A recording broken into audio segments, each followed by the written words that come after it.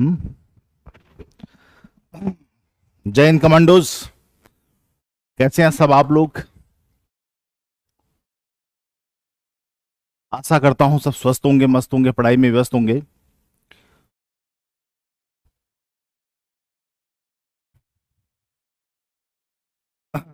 सभी बच्चे जितने भी इस क्लास को देख रहे हैं, कमेंट में बेटा जय हिंद जरूर लिखना। ठीक है, हमेशा आपसे कहता हूं कमेंट में जय हिंद जरूर लिखना, और इसलिए लिखना क्योंकि जय हिंद आप मुझे नहीं कहते हो, किसी और को नहीं कहते हो, जय हिंद आप हमेशा कहते हो देश के बॉर्डर पे खड़े उस जवान को जो कि आपकी और मेरी रक्षा के लिए अपने परिवार को छोड़ के, गर्मी हो सर्दी हो, वहां पे खड़ा है, ड्यूटी दे रहा है। ठीक है।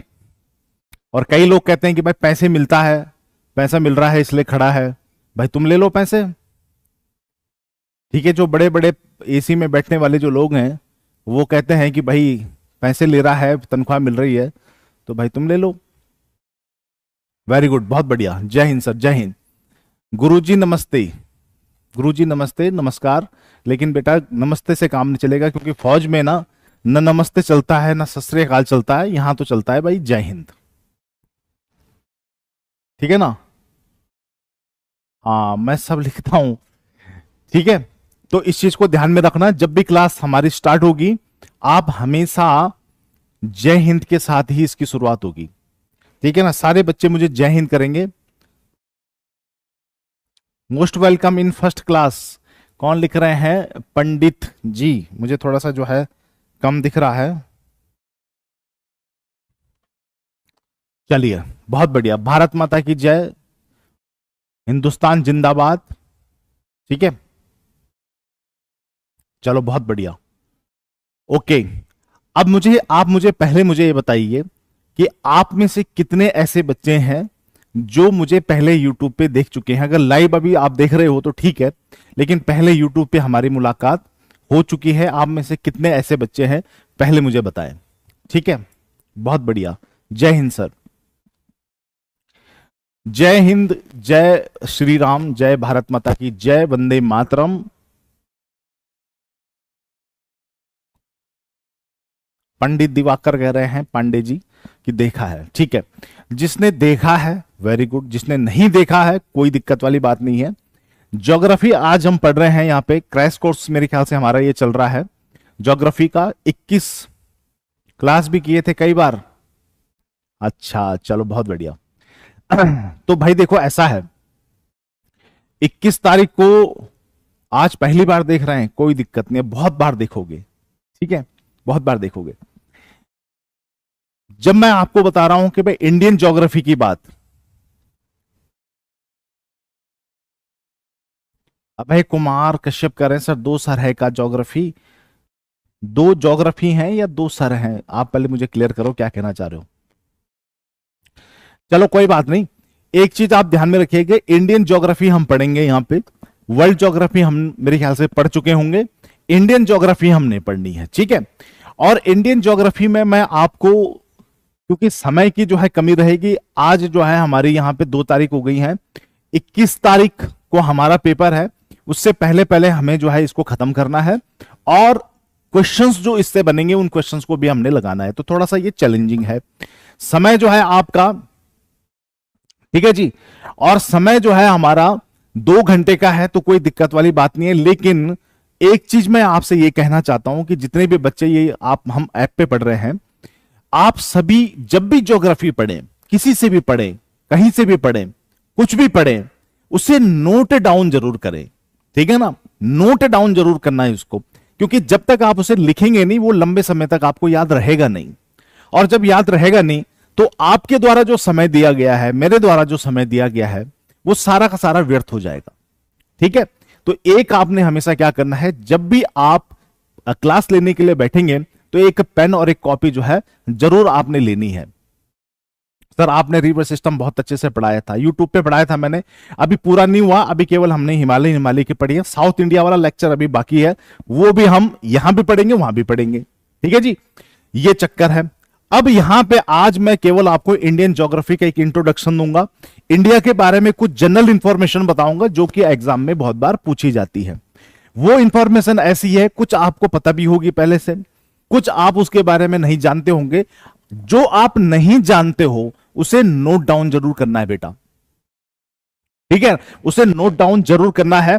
इंडिया का इंट्रोडक्टरी में आज लेक्चर दे रहा हूं, इसमें हम क्या क्या पढ़ने वाले हैं, इंडिया के कुछ जनरल चीजें, इंडिया के कुछ स्टेट्स के बारे में, जय हिंद भाई, जय हिंद, ठीक है जी, कुछ इंडिया के जो है स्टेट्स के बारे में, यूनियन टेरिटरी के बारे में पढ़ेंगे, और कुछ हम पढ़ेंगे इंडिया की जो है बाउंड्रीज के बारे में। बाउंड्रीज कितने टाइप की होती हैं, सीमाएं कितने प्रकार की होती हैं, फिर भारत की सीमा किस किस देश के साथ लगती है, वो भी हम जो है चर्चा करेंगे इस लेक्चर में, और उन सीमाओं का क्या क्या नाम है और किस प्रकार के क्वेश्चन इन सारी इंफॉर्मेशन से आपके आते हैं एनडीए सीडीएस के एग्जाम में, CAPF assistant commandant multiple exams में, उनसे रिलेटेड भी हम यहां पे बात करेंगे, ठीक है जी, ये है बात। तो अब जो है सबसे पहले मैं इंडिया के इंट्रोडक्शन से शुरू करूंगा। आप मुझे बताएं पहले कि जो हमारा इंडिया है, ये इंडिया किस भाषा का शब्द है? क्या ये अंग्रेजी भाषा का शब्द है? एक नेताजी बहुत जोर से चिल्ला रहे थे, कह रहे थे कि भाई हमें इंडिया नहीं बोलना चाहिए, क्योंकि ये जो इंडिया शब्द है ये तो भाई अंग्रेजों ने दिया है। किसने दिया है भैया? अंग्रेजों ने दिया है, ये अंग्रेजी भाषा का शब्द है और हमें इसका इस्तेमाल नहीं करना चाहिए, हमें तो हिंदी भाषा का इस्तेमाल करना चाहिए जिसमें इसका नाम भारत है। ऐसी तो कोई गलत बात तो कही नहीं नेताजी ने, है ना, नेताजी ने कोई ऐसी गलत बात तो कही नहीं, बात गलत नहीं थी, भावनाएं उनकी गलत नहीं थी, लेकिन जो इंफॉर्मेशन उन्होंने पास की वो गलत हो गई यहां पे। और गलत कैसे हो गई वो इंफॉर्मेशन? गलत कुछ ऐसे हो गई कि जो हमारे यहां पे इंडिया का जो शब्द यहां पे दिया गया है, यह अंग्रेजी भाषा का शब्द नहीं है, यह ग्रीक भाषा का शब्द है, यूनानी भाषा का शब्द है। इसको आपने समझ लेना है। जय हिंद, जय भारत माता की जय, हिंदुस्तान जय जिंदाबाद। ग्रीक वर्ड आप लिख रहे हैं, बहुत बढ़िया, बहुत अच्छा, बहुत बढ़िया। रोहित शर्मा कह रहे हैं हिंदू रिवर से बना है, पूजा का लिखना है। एनसीईआरटी रिमूव कर दिया है इंडिया को भारत से। रिमूव करने से कुछ नहीं होता, प्रश्न यह है एनसीईआरटी से रिमूव हो जाए कोई बात नहीं, आप हर जगह से उसको रिमूव कर लीजिए दुनिया में, लेकिन इंडिया का नाम आप रिमूव कर देंगे तो आने वाली जो पीढ़ी है वो तो यही कहेगी कि हमारे देश का नाम कभी इंडिया था। तो ये जो इंडिया शब्द है, हमारा डिबेट इस बात पे है, हमारा विवाद इस बात पे है कि भाई ये जो इंडिया शब्द है वो हमारा अंग्रेजी भाषा का शब्द है या ग्रीक भाषा का शब्द है। और यदि हम कहते हैं कि इंडिया जो है आपका ग्रीक भाषा का शब्द है, हमें तो नफरत हमें ग्रीक लोगों से है या अंग्रेजों से? भाई अंग्रेजों से नफरत है जिन्होंने हमें गुलाम बनाया 200 सालों तक, 200 सालों तक हमें गुलाम बना के हमारी चमड़ियां उधेड़ दी उन्होंने, ठीक है, उनकी पालिकियां ढोते रहे, हम उनके बूट पॉलिश करते रहे, हमें उनसे नफरत है, इसमें कोई डाउट नहीं है। तो अगर उनके द्वारा यहां पे कोई शब्द दिया गया है तो चलो हम उसको रिमूव कर देंगे, क्योंकि हमारे अंदर गुस्सा भरा हुआ है तो हम उसको रिमूव कर देंगे, कोई दिक्कत नहीं है। लेकिन बाद में हमें यह पता चलता है कि भैया ये तो अंग्रेजी का ही शब्द नहीं है, इसे तो हमने खामख्वाह ही हटा दिया, ये तो अंग्रेजों का दिया ही नहीं था, ये तो ग्रीक भाषा का शब्द था, तो इसको क्यों हटा दिया हमने? ठीक है, तो यहां पे जो है एक जानने वाली बात यह है, नेतागिरी में और पढ़े लिखे लोगों में अंतर होता है, ठीक है, आईएएस पीसीएस जो लोग बनते हैं उनमें और जो फिर वोट मांग के चुनाव लेके जो आ रहे हैं उनमें अंतर होता है, इसीलिए पढ़ाई पे ज्यादा जोर देना है, ठीक है, ताकि आप भी इस डिफरेंस को समझ सकें कि भाई यहां पे अंतर किस चीज का है, भाषण देके वोट बटोरने का या फिर वास्तव में क्या है, सत्य क्या है, इसको जानने का। जय हिंद भाई। तो इस चीज को आप समझ लें कि इंडिया जो शब्द है वो ग्रीक भाषा का शब्द है। इसके बारे में मैंने यूट्यूब पे एक लेक्चर भी डाला हुआ है, उसमें सभी भारत के जितने भी नाम हैं, जैसे भारत है, भारत किसके नाम पे पड़ा हुआ है, जैसे एक हिंदुस्तान भी भाषा का हमारी जो है भारत का एक नाम है हिंदुस्तान, तो हिंदुस्तान क्यों इसको कहते हैं ये भी मैंने इसका जिक्र वहां पे किया हुआ है, तो आप जाके वहां पे देख सकते हैं। यहां पे मैं इन चीजों को इसलिए नहीं बताऊंगा क्योंकि ये एग्जाम ओरिएंटेड नहीं है, ये सिर्फ क्या है, एक इंफॉर्मेशन है जिसके बारे में हमें पता होना चाहिए जनरली, एक हिंदुस्तानी होने के नाते, एक भारतीय होने के नाते, कि भाई हमारे देश के कितने कितने नाम है और उनका क्या क्या अर्थ है और कैसे कैसे वो नाम आपका पड़ा हुआ है। जैसे आर्यव्रत भी हमारे देश का एक नाम है, हमारे देश का नाम इंडिया भी है, हमारे देश का नाम आपका हिंदुस्तान भी है, भारत भी है, आर्यव्रत भी है, जम्बू द्वीप भी है, जम्बू द्वीप भी इसको कहा जाता है। क्यों कहते हैं ये मैंने आपको बताया है कि difference of earth and sky, IAS और नेता, वो ठीक है, वो उसका अपना काम है, उसका अपना काम है, लेकिन हम पढ़े लिखे, क्योंकि हम पढ़ाई कर रहे हैं तो पढ़े लिखे की बात कर रहे हैं। भारत जो है राजा के नाम पे पड़ा है, लेकिन क्यों? अभय कुमार कश्यप ने कहा है कि भरत राजा के नाम पे हमारे देश का नाम भारत पड़ा है। तो क्यों है भाई, ऐसा क्या था उस राजा के नाम पे? हमने तो सुना है अशोक महान है। महान किसके आगे लगता है? अशोक के आगे लगता है या भरत के आगे लगता है? तो महान अशोक के आगे लगता है, अशोक महान कहते हैं हम। तो अशोक के नाम पे क्यों नहीं है इस देश का नाम? अशोक के नाम पे तो जिला भी नहीं है। ऐसा क्या खास था भाई भरत में कि जो उसके नाम पे पूरा देश का नाम कर दिया हमने, भारत कर दिया? ये सोचने विचारने वाले प्रश्न हैं। इन चीजों को रटा नहीं जाता, इनको सोचा जाता है, समझा जाता है और इस पे मनन किया जाता है। ठीक है, अब देखिए ये सारा मैंने YouTube पे आप खोजेंगे, इसी चैनल पे जो हमारा केजीएस का चैनल है, इस पे मैंने सारे डिस्क्राइब किया हुआ है कि भाई क्यों हम उसको भारत कहते हैं, क्यों हिंदुस्तान कहते हैं, क्यों जम्बूद्वीप कहते हैं, क्यों आर्यव्रत कहते हैं और क्यों जो है इसको इंडिया कहते हैं। लेकिन हमारा जो फेमस नाम है वो दो ही है, एक आपका इंडिया है, हिंदुस्तान, और आपका जनरली भारत। भारत को हम अब यूज करने लगे हैं। तो यहां पे ग्रीक भाषा का शब्द हमारा हिंदुस्तान हो गया है और इसी की जियोग्राफी के बारे में हमने पढ़ना है। ठीक है जी, सबसे पहली बात रेवाखंड। ठीक है, ठीक है जी। अब यहां पे इस चीज को हमने समझना है कि इंडिया की ज्योग्राफी के बारे में अगर हम चर्चा करते हैं तो इसमें हम पढ़ेंगे क्या क्या। आज सबसे पहले तो मैंने आपको इसका इंट्रोडक्शन बता दिया है कि मैं इंट्रोडक्शन हम पढ़ेंगे। दूसरा, अभी हम इसमें जो पढ़ने वाले हैं कुछ फैक्ट्स के बारे में। फैक्ट्स क्या हैं कि भाई भारत में स्टेट कितने हैं, हमारे राज्य कितने हैं और आपके यूनियन टेरिटरी कितनी है। सबसे पहले मुझे ये बताओ ईमानदारी से, कितने ऐसे मेरे यहां पे भाई हैं जो इस वीडियो को देख रहे हैं और उन्हें पता है कि भाई भारत में जितने स्टेट हैं, जितने यूनियन टेरिटरी हैं, उसका नाम वो पूरी तरह से बता सकते हैं? अगर कोई मेरा भाई अगर यहां पे है ऐसा, तो वो मुझे जो है इसका आंसर दे दे। और नहीं भी आता है तो शर्म मत करना, कोई दिक्कत नहीं। आप विद्यार्थी हो, मैं आपका शिक्षक हूं, मेरा काम बताना है, आपका काम प्रश्न पूछना है, कोई दिक्कत नहीं। 8 यूनियन टेरिटरी है। मोहित शर्मा, अगर आपने कहा भाई 8 union, 29। Suraj Yadav 29 state, very good बेटा, बहुत बढ़िया, बहुत बढ़िया। 29 स्टेट्स हैं, 28 स्टेट हमारी हैं, भारत में 28 राज्य हैं और हमारे पास 8 जो है केंद्र शासित, यूनियन टेरिटरी का मतलब होता है केंद्र शासित प्रदेश, केंद्र शासित प्रदेश। ठीक है ना, तो केंद्र शासित जो प्रदेश हैं वो आपके कितने हैं? 8 हैं और 28 हमारे पास आज की डेट पे राज्य हैं। ठीक है, पहले 29 हुआ करते थे, जैसे सूरज ने यहां पे लिखा है 29, लेकिन 29 नहीं बेटा, यहां पे जो है 28 हो गए। 29 कब होते थे? जब तक जम्मू कश्मीर को तोड़ के हमने 2 नहीं बना दिए, एक लद्दाख बना दिया, एक आपका जम्मू कश्मीर बना दिया है। ठीक है, आज की डेट पे तो अब केवल हमारा जो है यूनियन टेरिटरी की संख्या बढ़ गई है और राज्यों की संख्या हमारा घट गई है। तो यूनियन टेरिटरी पहले 7 हुआ करती थी, अब जम्मू कश्मीर को तोड़ के 2 बना दिए, तो आप कह रहे हो जी फिर तो 9 होनी चाहिए। असल में एक यूनियन टेरिटरी, एक केंद्र शासित प्रदेश का हमने विलय कर दिया है। वेरी गुड, बहुत बढ़िया, बहुत अच्छी बात। ठीक है, अब यहां पे कितने मेरे बच्चे ऐसे हैं, कितने मेरे कमांडोज ऐसे हैं, जरा मुझे ये बताओ कि कितने मेरे कमांडो ऐसे खड़े हो रखे हैं यहां पे आज, जो ये मुझे 8 के 8 यूनियन टेरिटरी का नाम बता देंगे। 8 के 8 यूनियन टेरिटरी का नाम बता देंगे। कितने कमांडोज मेरे ऐसे हैं जो है आपका 8 के 8 यूनियन टेरिटरी का नाम बता देंगे? ठीक है सर, यूनियन टेरिटरी क्यों बनाए जाते हैं? यूनियन टेरिटरी बनाए नहीं जाते हैं, ये ऑलरेडी आपके बने हुए छोटे छोटे ऐसे क्षेत्र हैं। ठीक है ना, ये बनाए नहीं जाते हैं।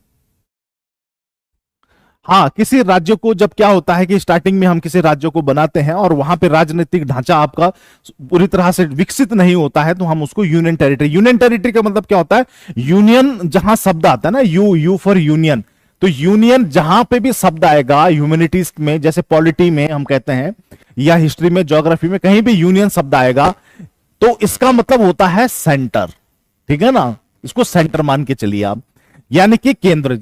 संघ, इसको हिंदी में हम कहते हैं आपका संघ, और हिंदी में इसको जो है हम क्या कहेंगे? केंद्र। तो यूनियन का मतलब सेंट्रल गवर्नमेंट से होता है। जैसे यूनियन मिनिस्टर है तो इसका मतलब होता है सेंट्रल गवर्नमेंट का मिनिस्टर। यूनियन बजट होता है, जैसे स्टेट का बजट नहीं, यूनियन बजट यानी कि केंद्र सरकार का बजट। ठीक है ना, तो यह है आपका जो इस तरह से। तो यहां पे यूनियन टेरिटरी का मतलब क्या होता है? टेरिटरी का मतलब होता है क्षेत्र। तो यूनियन का मतलब मैंने बताया आपका केंद्र, सेंट्रल गवर्नमेंट, और टेरिटरी का मतलब क्षेत्र। तो सेंट्रल गवर्नमेंट के द्वारा केंद्र सरकार के द्वारा जो टेरिटरी, जो क्षेत्र आपका क्या किया जाता है, शासित किया जाता है, नियंत्रित किया जाता है, कंट्रोल किया जाता है, उसी को यूनियन टेरिटरी कहते हैं। और केंद्र सरकार उसी क्षेत्र को नियंत्रित करती है डायरेक्टली जिस क्षेत्र में उसे लगता है कि भाई यहां पे अभी राजनीतिक ढांचा जो है पूर्ण रूप से ढंग से विकसित नहीं हुआ है, तो वहां पे हम यूनियन टेरिटरी बनाते हैं। ठीक है ना। स्टेट और यूनियन टेरिटरी का यही डिफरेंस है। स्टेट जैसे आपका उत्तराखंड हो गया, यूपी हो गया, ये पूरे स्वायत्त स्टेट हैं, यानी कि फुल फ्लैज आपका जो है फ्री है। यूपी में अपनी सरकार चल रही है योगी जी की, उत्तराखंड में अपनी बीजेपी की अलग सरकार है, राजस्थान में अलग है, पंजाब में अलग है, हरियाणा में अलग है, हिमाचल प्रदेश में अलग है, बिहार में अलग है, झारखंड में अलग है। सब राज्यों की अपनी अपनी सरकारें चल रही हैं। वहां पे राज्य सरकार आपका क्या है, काम करती है। राज्य सरकार के काम में केंद्र सरकार दखल नहीं देती है। ठीक है। तो ये स्टेट, इसके चुनाव अलग होते हैं। उत्तराखंड में या यूपी में, जैसे यूपी है तो यूपी में कौन जो है आपका सरकार आपके काम करेगी, कौन यूपी की सरकार चलाएगी, वो यूपी के लोग डिसाइड करेंगे, वो यूपी के लोग चुनते हैं। ठीक है ना। यूपी में आपके योगी आदित्यनाथ बैठे हुए हैं तो वो नरेंद्र मोदी ने थोड़ी नहीं बनाए, वो यूपी के लोगों ने उनको चुना है। तो हर स्टेट में अपनी जो है एक पर्टिकुलर सरकार होती है, स्टेट अपना जो है फ्री होता है। ठीक है। तो वो आपका पूरी तरह से स्टेट। अब यूनियन टेरिटरी क्या होती है, इसको जो है सेंट्रल गवर्नमेंट आपका क्या करती है, कंट्रोल करती है। इस तरह से कुछ चलता है। ज्यादातर शक्तियां केंद्र सरकार, जैसे दिल्ली है, अब दिल्ली में अरविंद केजरीवाल हैं, भले सीएम है, लेकिन दिल्ली एक यूनियन टेरिटरी है। तो सारे जो अधिकतर पावर हैं और बड़ी बड़ी जो शक्तियां हैं वो सारा किसके अंडर में, आपका सेंट्रल। अरविंद केजरीवाल क्यों रोते रहते हैं, वो यही तो रोते रहते हैं कि भाई मुझे मुख्यमंत्री तो बना दिया दिल्ली का, लोगों ने मुझे चुन लिया, लेकिन शक्तियां तो मेरे पास है ही नहीं ना, शक्तियां तो सारी केंद्र सरकार के पास है। तो उन्हें भी पता होना चाहिए कि भाई आप मुख्यमंत्री हो तो आप किसी राज्य के मुख्यमंत्री नहीं हो, आप यूनियन टेरिटरी के मुख्यमंत्री हो, केंद्र शासित राज्य के जो है आपके मुख्यमंत्री हो। तो केंद्र शासित, जो शासित ही केंद्र से है, केंद्र सरकार के द्वारा शासित है, तो उसमें आप मुख्यमंत्री हो तो सारी पावर तो उनके पास ही होगी ना, जो केंद्र शासित है। तो इस तरह से होता है। तो 8 आपने बताया कि भाई 8 हमारे यहां यूनियन टेरिटरी है। बहुत सारे बच्चों ने कमेंट में भी लिखा है, लेकिन इसमें ध्यान में रखना इन जेल अंडर, हाँ जेल में है भाई। तो इसमें आपने ध्यान में रखना है कि भाई आपके जो 8 है, कई सारे बच्चों ने यहां पे लिखा है, बहुत बढ़िया, लेकिन जिन बच्चों ने नहीं लिख पाया है उन बच्चों को ध्यान में रखें, वो शर्म ना करें और इनको नोट डाउन कर लें और उनको जो है याद करें। ठीक है। याद करना ज्यादा महत्वपूर्ण है। नहीं आ रहा है कोई दिक्कत नहीं, हम सीखने के लिए ही आए हैं। तो जिस भी बच्चे को अगर जो है यूनियन टेरिटरी के नाम नहीं पता है, ईमानदारी से वो सीख लेना। आज के लेक्चर का हमारा यही मकसद है कि कम से कम हमारे जो 8 केंद्र शासित प्रदेश हैं उनके बारे में हमें पता हो। दूसरी बात, हमें इन केंद्र शासित प्रदेशों के राजधानियों के बारे में भी पता होना चाहिए कि इनकी राजधानी कौन कौन सी है।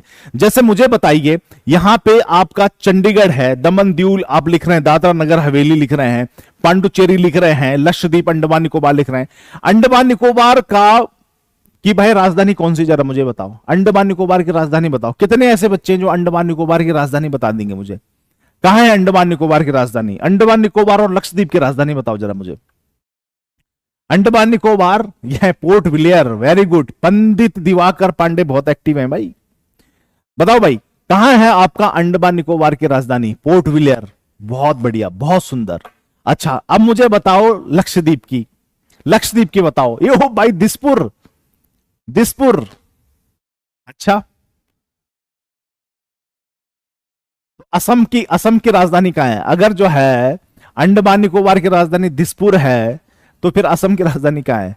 यस, कावारत्ती। पोर्ट विलियर अंडमान निकोबार की है, कावारत्ती आपका कहां की है? लक्षद्वीप की है। बहुत अच्छी बात, बहुत बढ़िया। हाँ, असम की है दिसपुर। ठीक है, चलो बहुत अच्छा, बहुत बढ़िया। अच्छा, अब मुझे एक चीज और बताओ, अंडमान निकोबार की क्या हो गई? पोर्ट विलियर। लक्षद्वीप की क्या हो गई? कावारत्ती। ठीक है, अब मुझे बताओ राजधानी दिल्ली की, दिल्ली की राजधानी कहां है बताओ? दिल्ली की राजधानी बताओ, दिल्ली की राजधानी कहां है? दिल्ली की राजधानी, अब फंस गए बेटा, अब फंस गए तुम। दिल्ली की राजधानी बताओ, कमांडो फंस गए। दिल्ली की राजधानी दिल्ली, ये देखो ये फंसे, फंस गई मछली जाल में। दिल्ली खुद एक राजधानी है, तो दिल्ली एक केंद्र शासित राज्य भी तो है, और अगर वो केंद्र शासित राज्य है तो उसकी राजधानी भी होगी। जैसे अंडमान निकोबार है, हमारा केंद्र शासित राज्य है, यूनियन टेरिटरी है, और उसकी राजधानी पोर्ट ब्लेयर। लक्षद्वीप हमारी यूनियन टेरिटरी है, केंद्र शासित राज्य है, उसकी राजधानी कावारत्ती।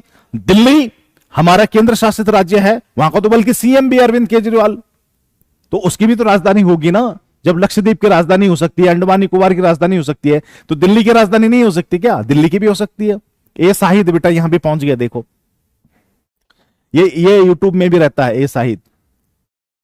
हाँ बताओ भाई, दिल्ली की राजधानी, दिल्ली जो कि एक केंद्र शासित प्रदेश है, उसकी राजधानी बताओ, उसकी राजधानी क्या है? उसकी राजधानी, दिल्ली की राजधानी, यहां पे कई लड़के, ये देखो रोशन सिंह बिष्ट लिख रहे हैं नई दिल्ली। जितने भी मेरे कमांडोज ने न्यू दिल्ली लिखा है ना, न्यू दिल्ली, खतरनाक है लड़के। जितने भी लड़कों ने न्यू दिल्ली, नहीं मैं न्यू दिल्ली लिखने लग गया था, जितने भी लड़कों ने नई दिल्ली लिखी है ना, जितने भी कमांडोज ने लिखी है, वो सारे के सारे गलत हैं। नई दिल्ली तो भारत की राजधानी है।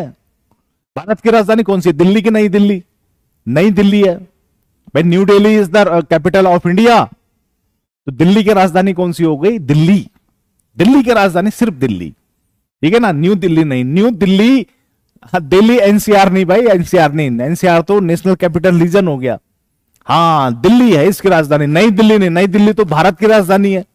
तो इसमें थोड़ा सा कंफ्यूजन, ठीक है, चलो कोई बात नहीं, फिर भी आपने अच्छी कोशिश करी, नहीं अच्छी कोशिश करी।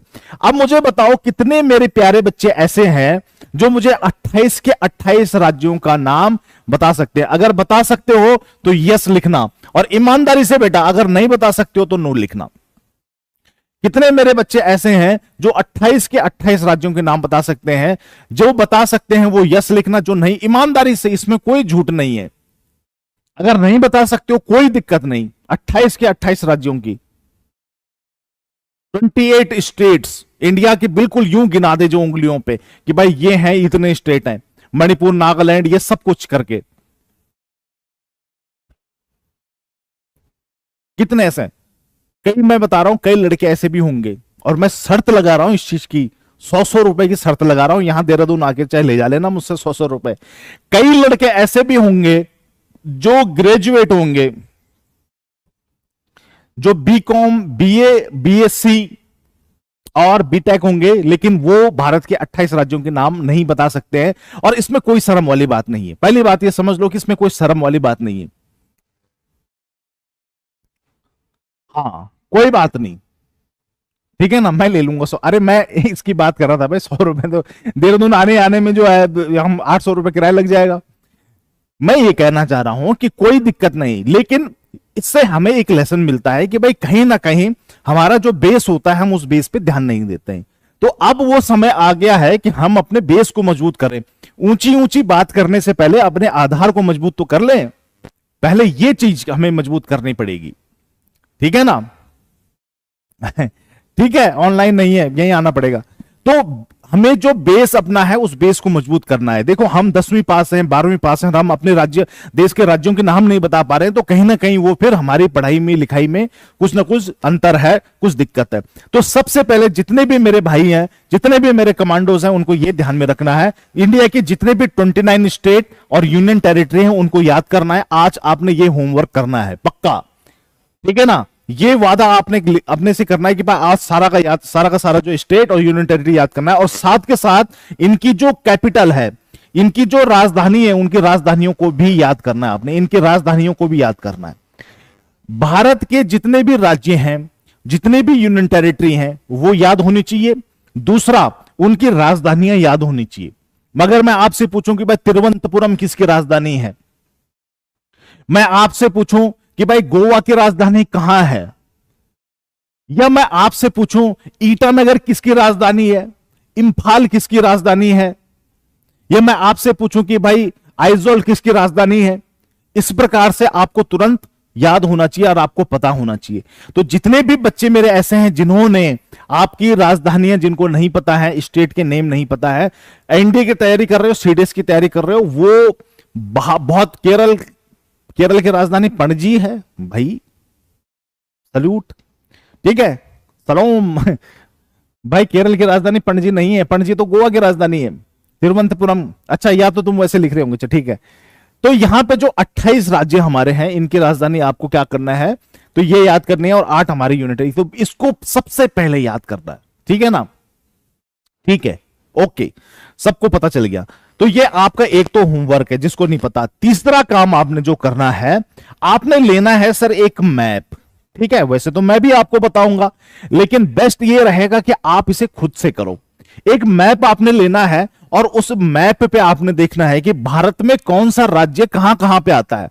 अगर मैं आपसे पूछूं कि भाई पश्चिम बंगाल में ये फैक्ट्री है, केरल में ये तालाब है, राजस्थान में ये लेक है आपकी, ये झील है, लेकिन आपको यही नहीं पता कि भाई इस मैप पे राजस्थान है कहां, इस मैप पे मध्य प्रदेश है कहां, इस राज्य में हिमाचल प्रदेश कहां है, पंजाब कहां है, हरियाणा कहां है, यूपी कहां है, उत्तराखंड कहां है, आपका जो है तेलंगाना कहां पे। अगर आपको यह नहीं पता है तो फिर आगे ज्योग्राफी कुछ नहीं समझ में आने वाली। इस बात को आप समझ लो, और आप कहीं भी पढ़ते रहो, कुछ भी पढ़ते रहो, तो इससे कुछ नहीं होगा। सबसे पहले हमने इंडिया का मैप, इंडिया के राज्य, यूनियन टेरिटरीज यानी कि जो है केंद्र शासित प्रदेश, उनकी राजधानियां ये याद कर लेनी है, और मैप पे उनकी लोकेशन ये हमें याद होनी चाहिए। मैं आपसे कह रहा हूं कि जी सिक्किम में कंचनजंगा है, अब आपको पता ही नहीं सिक्किम कहां है, तो कंचनजंगा का तो हिसाब ही नहीं पता चलेगा। तो हमारी जो ज्योग्राफी कमजोर हो रही है और जो क्वेश्चंस हमारे नहीं बन रहे हैं ज्योग्राफी पे, वो इसलिए नहीं बन रहे हैं। उसका कारण सर जो है आपका यही है, जब खान सर से इंडियन मैप पढ़ा है तब तो कोई दिक्कत ही नहीं है। ठीक है ना, तो कहने का मतलब यह है कि भाई हमें उनकी पोजीशंस भी याद होनी चाहिए, हमें उनके बारे में भी पता होना चाहिए कि भाई गुजरात कहां पे है, केरल कहां पे है, तमिलनाडु कहां है, कर्नाटक कहां है, गोवा कहां है, महाराष्ट्र कहां है, मणिपुर कहां है, नागालैंड कहां है, मिजोरम कहां है, त्रिपुरा कहां है, मेघालय कहां है, इनके बारे में हमें जानकारी। जैसे मैं आपसे कहूंगा कि भाई मेघालय में जो है आपका गारो, खासी, जयंतिया नाम की 3 पहाड़ियां हैं, अब हमको पता ही नहीं मेघालय कहां पे। तो जैसे ही हमने मेघालय कहा तो हमारा चित्र दिमाग में आ जाना चाहिए, भाई हाँ यहां पे, तो यहां पे होगा। इस प्रकार से जो मैप है और इंडिया की स्टेट की जो पोजीशन है, इंडिया में कहां कहां पे क्या है, वो हमें पता होना चाहिए, तब ज्योग्राफी जो है आपका पता चलेगा। ठीक है जी, अंशुल भाई ने बड़ी मेहनत करी इतना बड़ा बड़ा कमेंट लिख के। ठीक है, तो ये कहने का मेरा मतलब ये है कि भाई सबसे पहले हमें ये होमवर्क करना पड़ेगा, तब जाके हमें ज्योग्राफी कुछ थोड़ा सा समझ आएगी, तब हमारे क्वेश्चंस बनेंगे। ठीक है जी, तो एक तो हमारा भैया ये हो गया। इसके बाद स्टेट के तो हमने बात कर ली कि भाई कितने स्टेट है, कितनी यूनिट है, कैपिटल आपको याद होनी चाहिए, ये भी हमने जो है चर्चा कर ली है। अब यहां पे थोड़े से मैं कुछ फैक्ट्स आपको बता देता हूं कि इंडिया में हमारे जो है वो कौन सा स्टेट है। एक फैक्ट जो है मैं आपसे पूछना चाह रहा हूं, जो हमारे एग्जाम में बहुत बार पूछा जाता है, वो कौन सा स्टेट हमारा है जो कि एरिया वाइज सबसे बड़ा है। बेटा एरिया वाइज जो है सबसे बड़ा स्टेट है, वो कौन सा स्टेट है हमारा, जरा यहां बताएं। लार्जेस्ट स्टेट,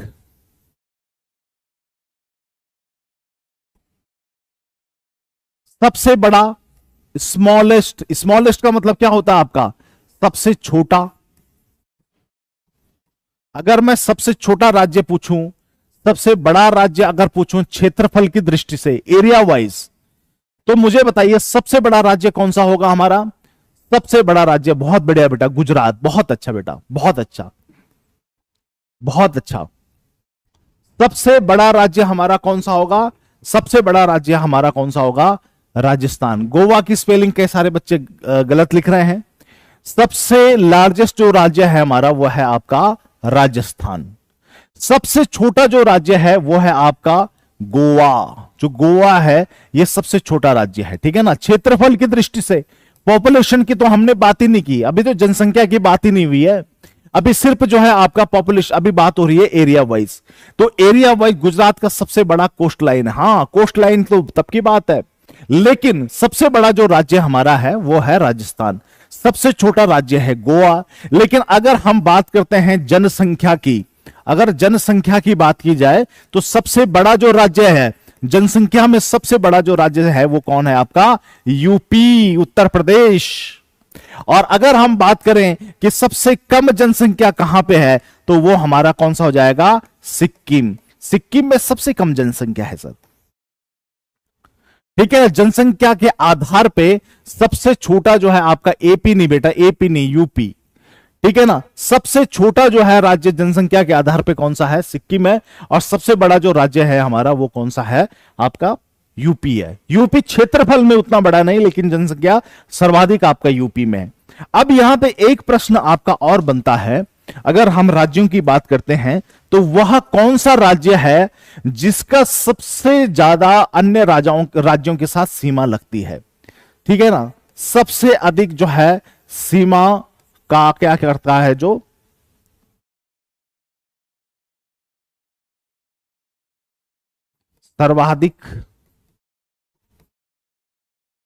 सर्वाधिक सीमा को जो क्या करता है आपका शेयर करता है, यानी कि दूसरे राज्यों के साथ सर्वाधिक सीमा लगती है उसकी। कौन सा राज्य है, कौन सा राज्य है जिसकी सीमा दूसरे राज्यों के साथ सबसे ज्यादा लगती है, बताओ। अब फंस गए बेटा, आप कमांडो फंस गए। अब बेटे अब रगड़ा मिलेगा, अब फंस गए, अब फंस गए बच्चे। ऐसा कौन सा राज्य है जिसकी सीमा दूसरे राज्यों के साथ सर्वाधिक लगती है। अब यहां पे क्वेश्चन आ गया, तेलंगाना, बहुत बढ़िया, बहुत बढ़िया, बहुत अच्छा। वेस्ट बंगाल, एमपी, यूपी, बहुत अच्छे। अभिषेक सिंह, यूपी, बहुत अच्छा। प्रियांशु राव कह रहे हैं वेस्ट बंगाल। सबसे ज्यादा सीमा किस राज्य की किसके साथ लगती है, पता नहीं है। अमित सिंह कह रहे हैं पता नहीं है, चलो ठीक है हम बताते हैं। सर्वाधिक सीमा जो लगती है आपका यूपी, वो लगती है यूपी की। और कितने राज्यों के साथ लगती है, 8 राज्यों के साथ। 8 राज्यों के साथ यूपी की सीमा लगती है, ये मान के चलिए आप। 8 राज्यों से घिरा हुआ है यूपी।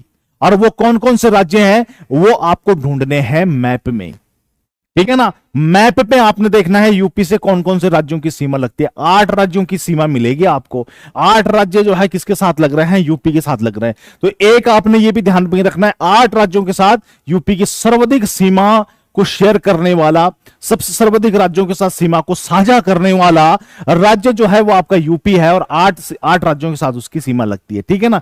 एक तो यहां पे क्वेश्चन आपका आता है। इंटरनेशनल बाउंड्री पे जाएंगे, इंटरनेशनल बाउंड्री में किसकी लगती है वो भी हम आगे देखेंगे, लेकिन यूपी का आपका ये हो गया है।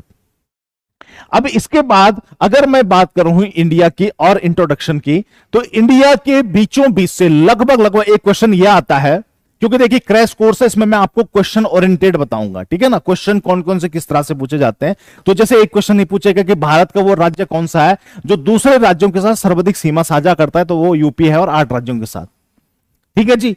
दूसरा, अगर हम बात करते हैं कि भाई इंडिया के, तो इंडिया में क्या है, 2 लाइनें हैं। एक लाइन तो आपकी यहां से जो है इस तरह से बिल्कुल इंडिया के बीचों बीच से इस तरह से होके हुए आपकी जाती है, ठीक है ना। ये लाइन कौन सी है, यह आपका 23.5 डिग्री नॉर्थ, जिसको हम कहते हैं कर्क रेखा। इसको इंग्लिश में कहा जाता है आपका ट्रॉपिक ऑफ कैंसर, यानी कि ट्रॉपिक ऑफ कैंसर, कर्क रेखा 23.5 डिग्री उत्तर की हम बात करते हैं। 23.5 डिग्री नॉर्थ की अगर मैं बात करूं, तो ये जो रेखा है ये भारत के लगभग बीच से होके जाती है। एक क्वेश्चन आपका ये उठेगा, वह रेखा कौन सी है जो लगभग भारत को अप्रोक्सीमेटली इंडिया को 2 भागों में विभाजित कर देती है। तो उसका आंसर हो जाएगा आपका कर्क रेखा या ट्रॉपिक ऑफ कैंसर, जो भारत को लगभग जो है आपका 8 भागों में विभाजित, लगभग 2 भागों में विभाजित करती है। और कितने राज्यों से यह गुजरती है। दूसरा क्वेश्चन जो है, क्वेश्चन नंबर 2 जो है आता है कि भाई ये जो कर्क रेखा है कितने राज्यों से होकर जाती है, तो इसका उत्तर आ जाएगा आपका 8 राज्यों से। 8 राज्यों से ये जाती है। और वो 8 राज्य कौन कौन से, वेरी गुड, बहुत बढ़िया। 8 राज्यों से ये जो है गुजरती है। और कभी कभार उन 8 राज्यों के नाम भी जो है पूछ लिए जाते हैं, या कुछ इस तरह से क्वेश्चन आ जाता है, निम्नलिखित में से वो कौन से राज्य हैं जहां से कर्क रेखा गुजरती है या नहीं गुजरती है। तो उसमें से 8 राज्य हैं। 8 कौन कौन से हमारे, अब यहां पे हमने देखना, देखो 3 स्टेट हम यहां से लेंगे, 3 स्टेट हम यहां से लेंगे, और 2 स्टेट हम आपका यहां से लेंगे नॉर्थ ईस्ट से। 3 स्टेट हम यहां से कौन कौन से लेंगे, आपको पता है यहां पे राजस्थान है, आपको पता है यहां पे गुजरात है, और आपको पता है यहां पे एमपी है। इसीलिए मैं आपसे कह रहा हूं कि मैप की बहुत अत्यधिक आपकी आवश्यकता है, ठीक है ना, मैप पे कौन सा स्टेट कहां पे है ये आपको पता होना चाहिए। तो यहां पे आपको पता है राजस्थान, राजस्थान से ऊपर आपका पंजाब है, पंजाब से ऊपर फिर आपका जम्मू कश्मीर है। तो ये गुजरात है, ये शेर के मुंह वाला ये गुजरात है, ये तो आपको पता ही है। यहीं पे राजस्थान और यहीं पे फिर आपका क्या है, एमपी है। तो 3 तो ये हो गए। आपको पता है सबसे लास्ट में यहां पे वेस्ट बंगाल है, सबसे लास्ट में यहां पे वेस्ट बंगाल है, सबसे लास्ट में। इसके बाद यहां पे बांग्लादेश पड़ जाता है, ये बांग्लादेश वाला इलाका है, ये वेस्ट बंगाल है। उत्तराखंड के साथ 3 राज्य, देखो 2001 में 3 राज्य बने थे हमारे, एक बना था उत्तराखंड, एक बना था झारखंड, एक बना था आपका छत्तीसगढ़। उत्तराखंड तो आपका हो गया यहां पे, और यहां पे दोनों ही आपके झारखंड, और दूसरा जो है मध्य प्रदेश से अलग हुआ था आपका छत्तीसगढ़, CHT से मैं इसको लिख रहा हूं। तो वेस्ट बंगाल सबसे लास्ट में यहां पे हो गया, और यहां पे झारखंड हो गया, बिहार से निकला हुआ, और मध्य प्रदेश से निकला हुआ आपका छत्तीसगढ़। 3 ये हो गए, 3 ये हो गए, 3 हमने ये ले लिए, और 2 यहां दांत की तरह निकले हुए रहते हैं। एक रहता है आपका त्रिपुरा, और दूसरा रहता है सर आपका मिजोरम। तो त्रिपुरा और मिजोरम हम यहां से ले लेंगे, 3 हम यहां से लेंगे, 3 हम यहां से लेंगे, 3 यहां से लिए, 3 यहां से लिए 6, और 2 वहां से ले लिए आपके 8। तो कुल मिला के कितने हो गए हमारे, जहां से ट्रॉपिक ऑफ कैंसर निकल रहा है वो है आपके 8 राज्य। ठीक है ना। तो इस तरह से हमने याद रखना है, मैप से याद रखना है। हो सकता है आप इसे एक बार लिस्ट से याद रख लो, लेकिन मैंने आपको बताया लिस्ट से आप बहुत ज्यादा इसको याद नहीं रख पाओगे। हमने 3 यहां के लेने हैं, गुजरात ले लिया, गुजरात से ऊपर राजस्थान ले लिया, और गुजरात से आगे यहां पे मध्य प्रदेश ले लिया, 3 ये हो गए। छत्तीसगढ़ यहां सबसे लास्ट में आपका वेस्ट बंगाल हो गया, एक वो ले लिया, और छत्तीसगढ़ और झारखंड ले लिया। ये 2 नए राज्य आपके बने हुए, तो छत्तीसगढ़ और झारखंड और वेस्ट बंगाल ये ले लिया, तो 3 और 3 ये 6 हो गए। और त्रिपुरा और मिजोरम ये दांत की तरह, बिल्कुल जैसे बच्चों के दांत होते हैं ना, ऐसे खरगोश के दांत होते हैं, तो वो दांत आपकी इस तरह से त्रिपुरा और मिजोरम यहां पे लटके हुए हैं। तो ये एक त्रिपुरा हो गया, मिजोरम हो गया, 3 ये हो गए, 3 ये हो गए 6, और 2 ये हो गए आपके 8, बात खत्म। तो इसको ऐसे याद कर लेना है आपने, और मुझे तो पूरा भरोसा है कि अगर आपने मेरी बात अगर ध्यान से सुनी होगी अभी यहां पे, तो ये आपको अभी याद हो चुके होंगे। सबसे लास्ट में गुजरात, उसके ऊपर राजस्थान, मध्य प्रदेश 3, छत्तीसगढ़, झारखंड, वेस्ट बंगाल। वेस्ट बंगाल तो सबसे लास्ट में इधर है, छत्तीसगढ़, झारखंड, वेस्ट बंगाल 3 और 3 6, और त्रिपुरा, मिजोरम 8, बात खत्म। याद रखने की जरूरत ही नहीं, लिस्ट बनाने की आपको आवश्यकता नहीं है, मैप बस दिमाग में आप छाप लो तो आपको वैसे याद हो जाएगा। ठीक है जी। तो ये हो गया हमारा, क्या हो गया, छत्तीसगढ़, झारखंड, वेस्ट बंगाल, छत्तीसगढ़, झारखंड, ये 2 राज्य बिल्कुल नए बने। आपको ये ध्यान रखना है कि वो 2 राज्य कौन से जो नए बने थे। तो ये कौन सा हो गया आपका, छत्तीसगढ़, झारखंड, ये 2 बने थे नए, और उसके साथ सबसे लास्ट वाला वेस्ट बंगाल जोड़ दिया। गुजरात के ऊपर राजस्थान, मध्य प्रदेश, इनको जोड़ दिया 6, और 2 त्रिपुरा, मिजोरम 8, बात खत्म, खल्लास। ठीक है ना। ऐसे याद करना हमने, ये तरीका होता है ज्योग्राफी में किसी भी चीज को याद करने का। तो ये हमारे जो ट्रॉपिक ऑफ कैंसर से मामला हो गया खत्म। अब आते हैं आपका रिंगमैन। रिंगमैन कौन है, रिंगमैन कौन है भाई, रिंगमैन कौन है। ठीक है जी। अब देखो इसके बाद अब एक दूसरी लाइन भारत से जाती है, जो कि लगभग लगभग जो है यहां से, ठीक है जी, ऐसे करके गुजरती है कुछ यहां से। इसको हम कहते हैं 82.5 डिग्री ईस्ट। ये क्या है, इंडिया का IST। IST का मतलब होता है इंडियन स्टैंडर्ड टाइम, ये जिसको हम हिंदी में कहते हैं भारत मानक, भारतीय मानक समय कह सकते हो आप इसको, समय। ठीक है ना। भारतीय मानक समय हो गया, इंडियन स्टैंडर्ड टाइम हो गया है। आपने कभी अपने मोबाइल में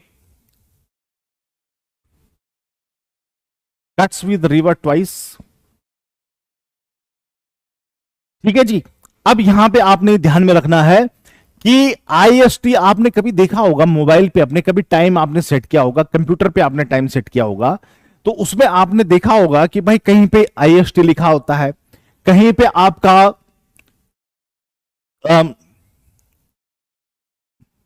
ठीक है जी, माही लिम्पोपो। माही लिम्पोपो तो अलग चीज हो गई बेटा, माही तो कर्क रेखा को 2 बार काटती है, लिम्पोपो जो है आपका मकर रेखा को 2 बार काटती है। ठीक है ना। और जो कोंगो जायरे नदी है वो इक्वेटर को यानी कि भूमध्य रेखा को 2 बार काटती है। तो वो पॉइंट अलग है आपका, जो माही प्रताप दिवाकर पांडे जो है, जो आपने लिखा है यहां पे, तो वो अलग चला गया बेटा। तो एक आपका आईएसटी होता है और एक भाई आपका क्या होता है, जीएमटी, ग्रीनविच मीन टाइम होता है। जीएमटी का मतलब होता है इंग्लैंड में कितना टाइम हो रहा है, इंग्लैंड में उस समय कितना बज रहा है, ये 0 डिग्री पे उस समय कितना बज रहा है, ये जीएमटी बताता है। और आईएसटी का मतलब हो गया Indian standard time. Indian standard time क्या है, हमने 82.5 डिग्री ईस्ट को माना हुआ है। 82.5 डिग्री ईस्ट को क्यों माना हुआ है, जिस समय अंग्रेज थे यहां पे, उस समय भाई देखो बांग्लादेश भी था हमारे पास, उस समय पाकिस्तान भी था, इवन थोड़ा बहुत हिस्सा अफगानिस्तान की था भी और म्यांमार का भी था।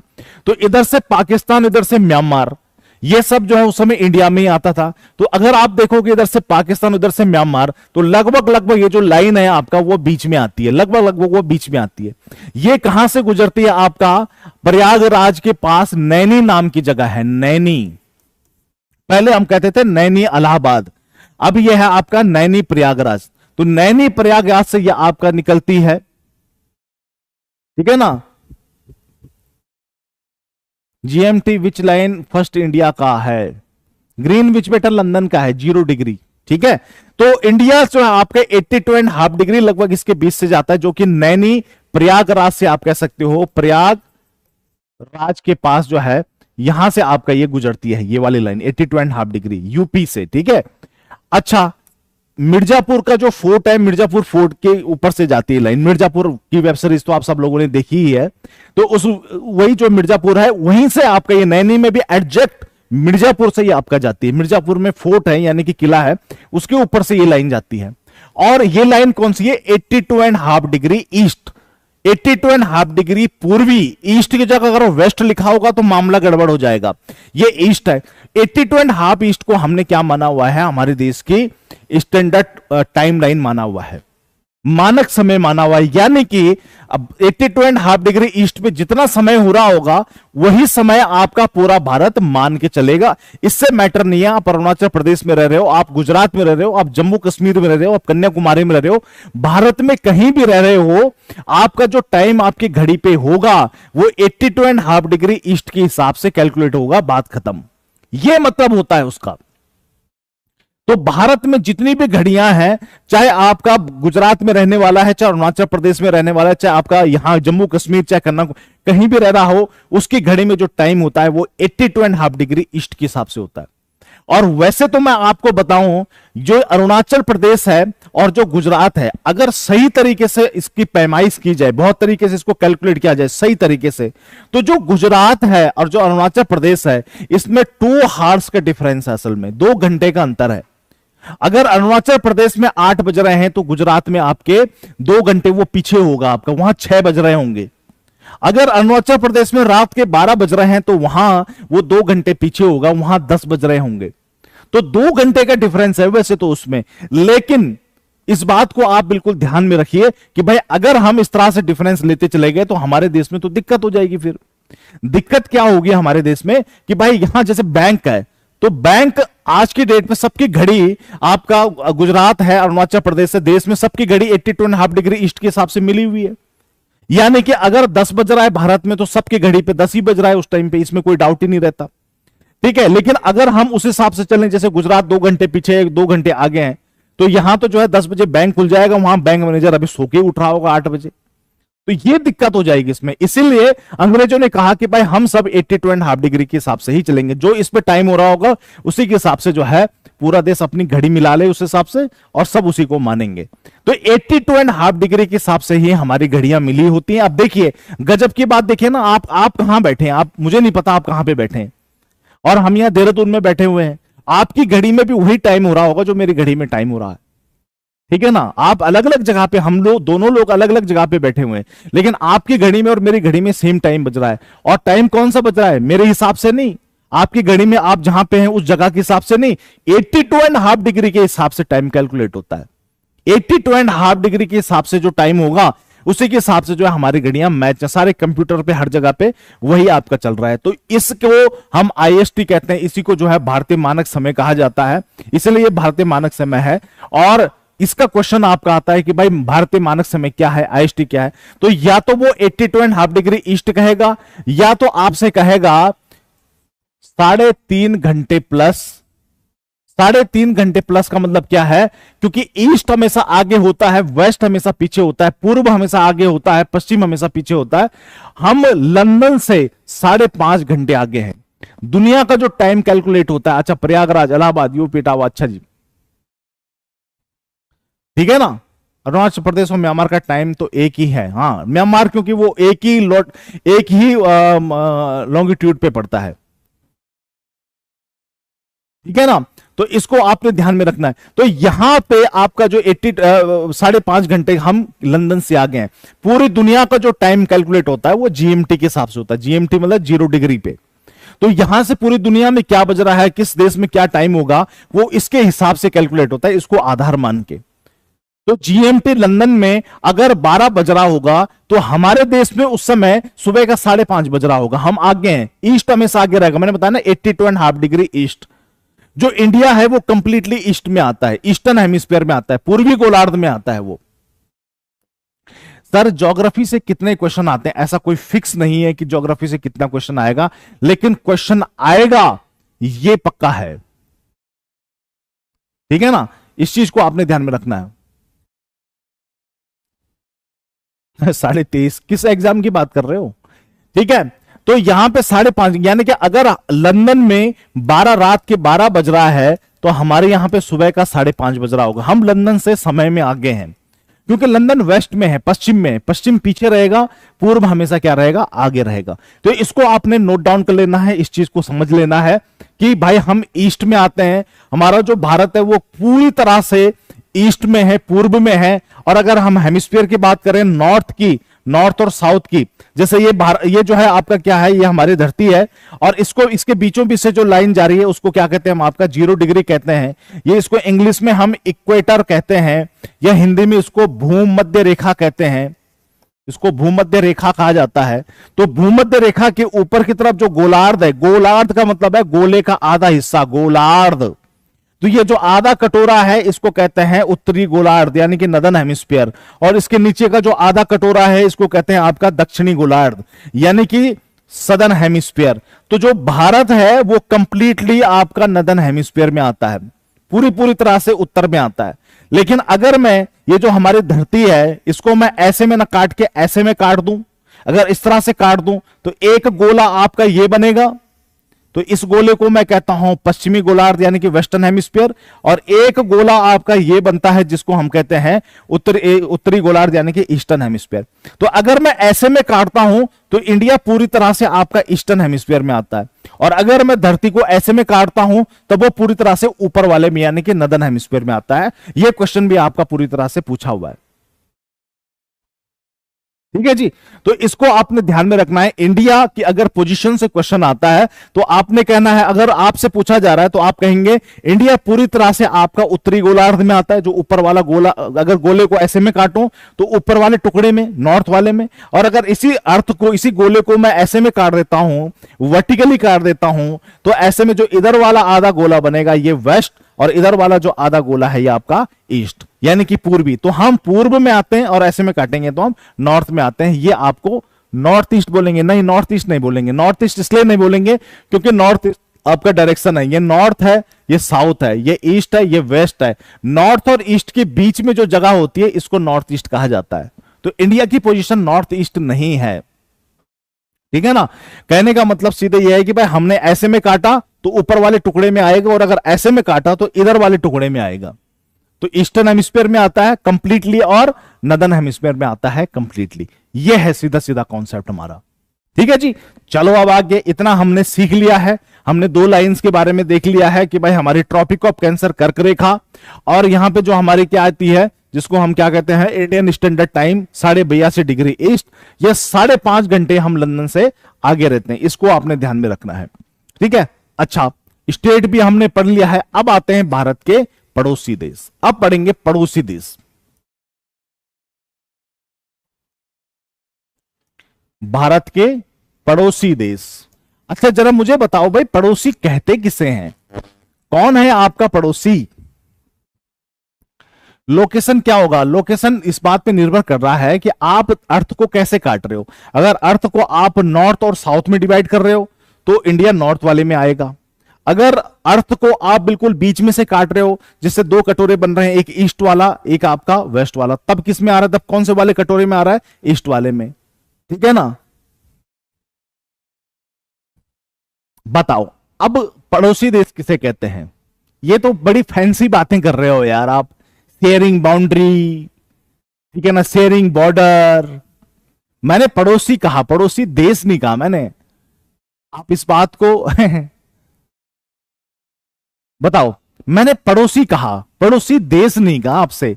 मैंने कहा पड़ोसी कौन होता है, किसे कहते हैं पड़ोसी, ये पूछा जा रहा है आपसे। आपसे ये नहीं पूछा जा रहा है कि पड़ोसी देश कौन से, उस पर तो हम आए नहीं अभी। भाई पड़ोसी कौन होता है, अंकल जी होते हैं कोई जरूरी नहीं अंकल जी हो, दीदी जी भी होती हैं, बहन जी भी होती हैं, भाभी जी भी होती हैं, भैया जी भी होते हैं।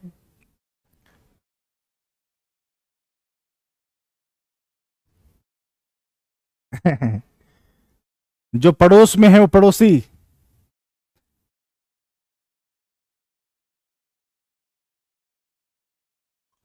जो हम चाहकर भी नहीं बदल सकते, बिल्कुल बदल सकते हैं यार, क्यों नहीं बदल सकते। घर दूसरी जगह ले लो, अभी दिल्ली में रह रहे हो, पटना में चले जाओ, पड़ोसी बदल गए। जो खुशी में खुश ना हो वो पड़ोसी। पड़ोसी वो होता है जिसकी जमीन हमसे लगती हो, हमसे टच करती हो। ठीक है ना। अभी हमारे बगल में भैया जी हैं, हाँ बहुत बढ़िया।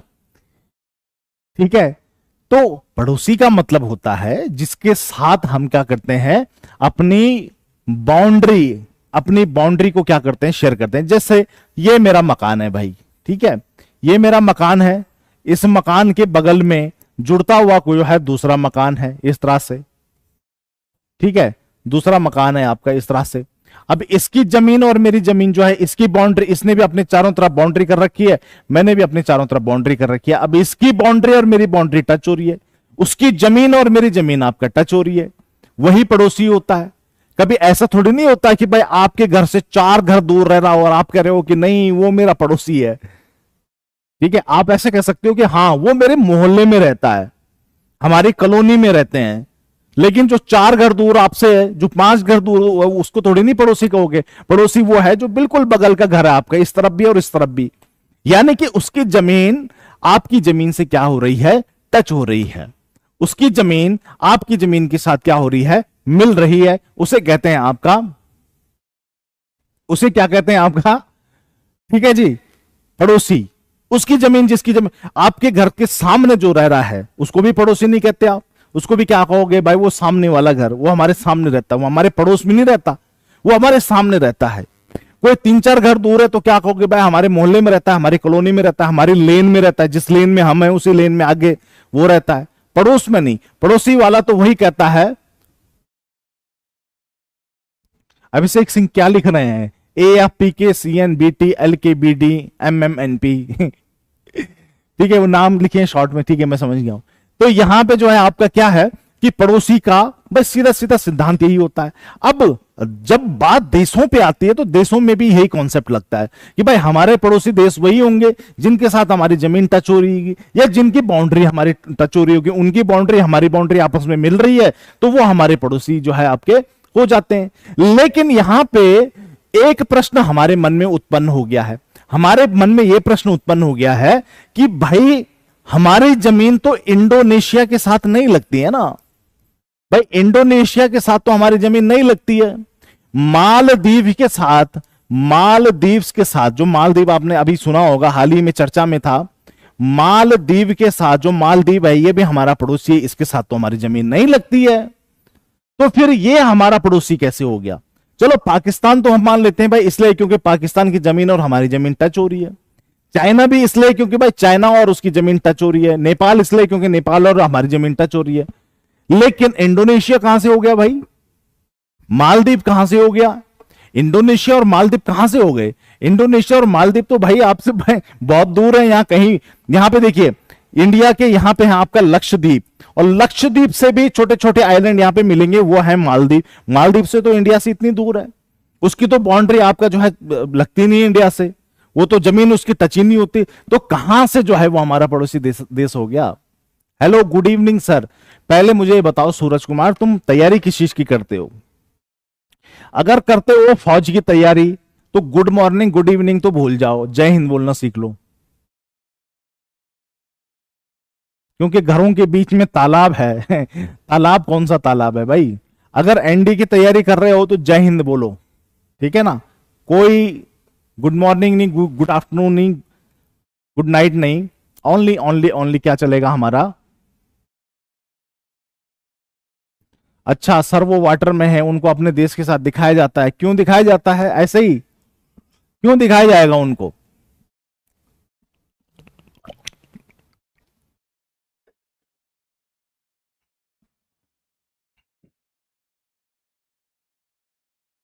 क्यों दिखाया जाता है बताओ?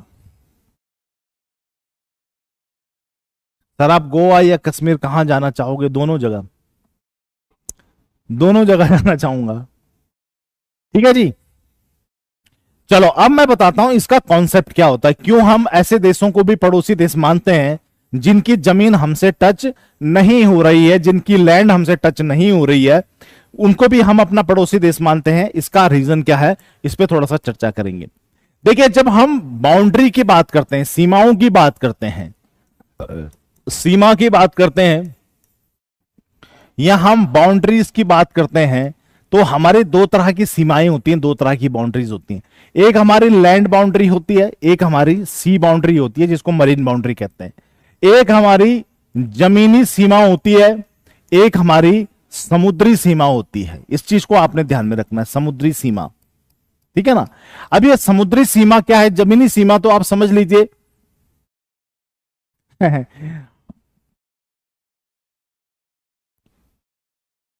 नहीं, 12 एनएम का डिस्टेंस है तो क्या है?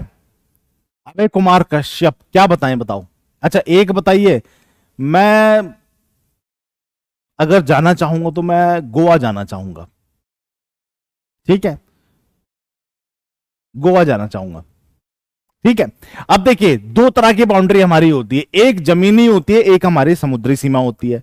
जो जमीनी है, जमीनी तो सीधी सीधी सी बात है, जिसके साथ भाई आपकी जमीन लग रही है तो वो आपकी क्या हो गई, जमीनी सीमा। जैसे पाकिस्तान है तो पाकिस्तान के साथ क्या है, बस जमीन हमारी लैंड लगती है, उसकी लैंड और हमारी लैंड दोनों आपस में लगी हुई है, तो वो है आपका, ठीक है? अब समुद्री सीमा क्या होती है? समुद्री सीमा देखो, ये अंतरराष्ट्रीय नियम है, ठीक है ना? अंतरराष्ट्रीय नियम है।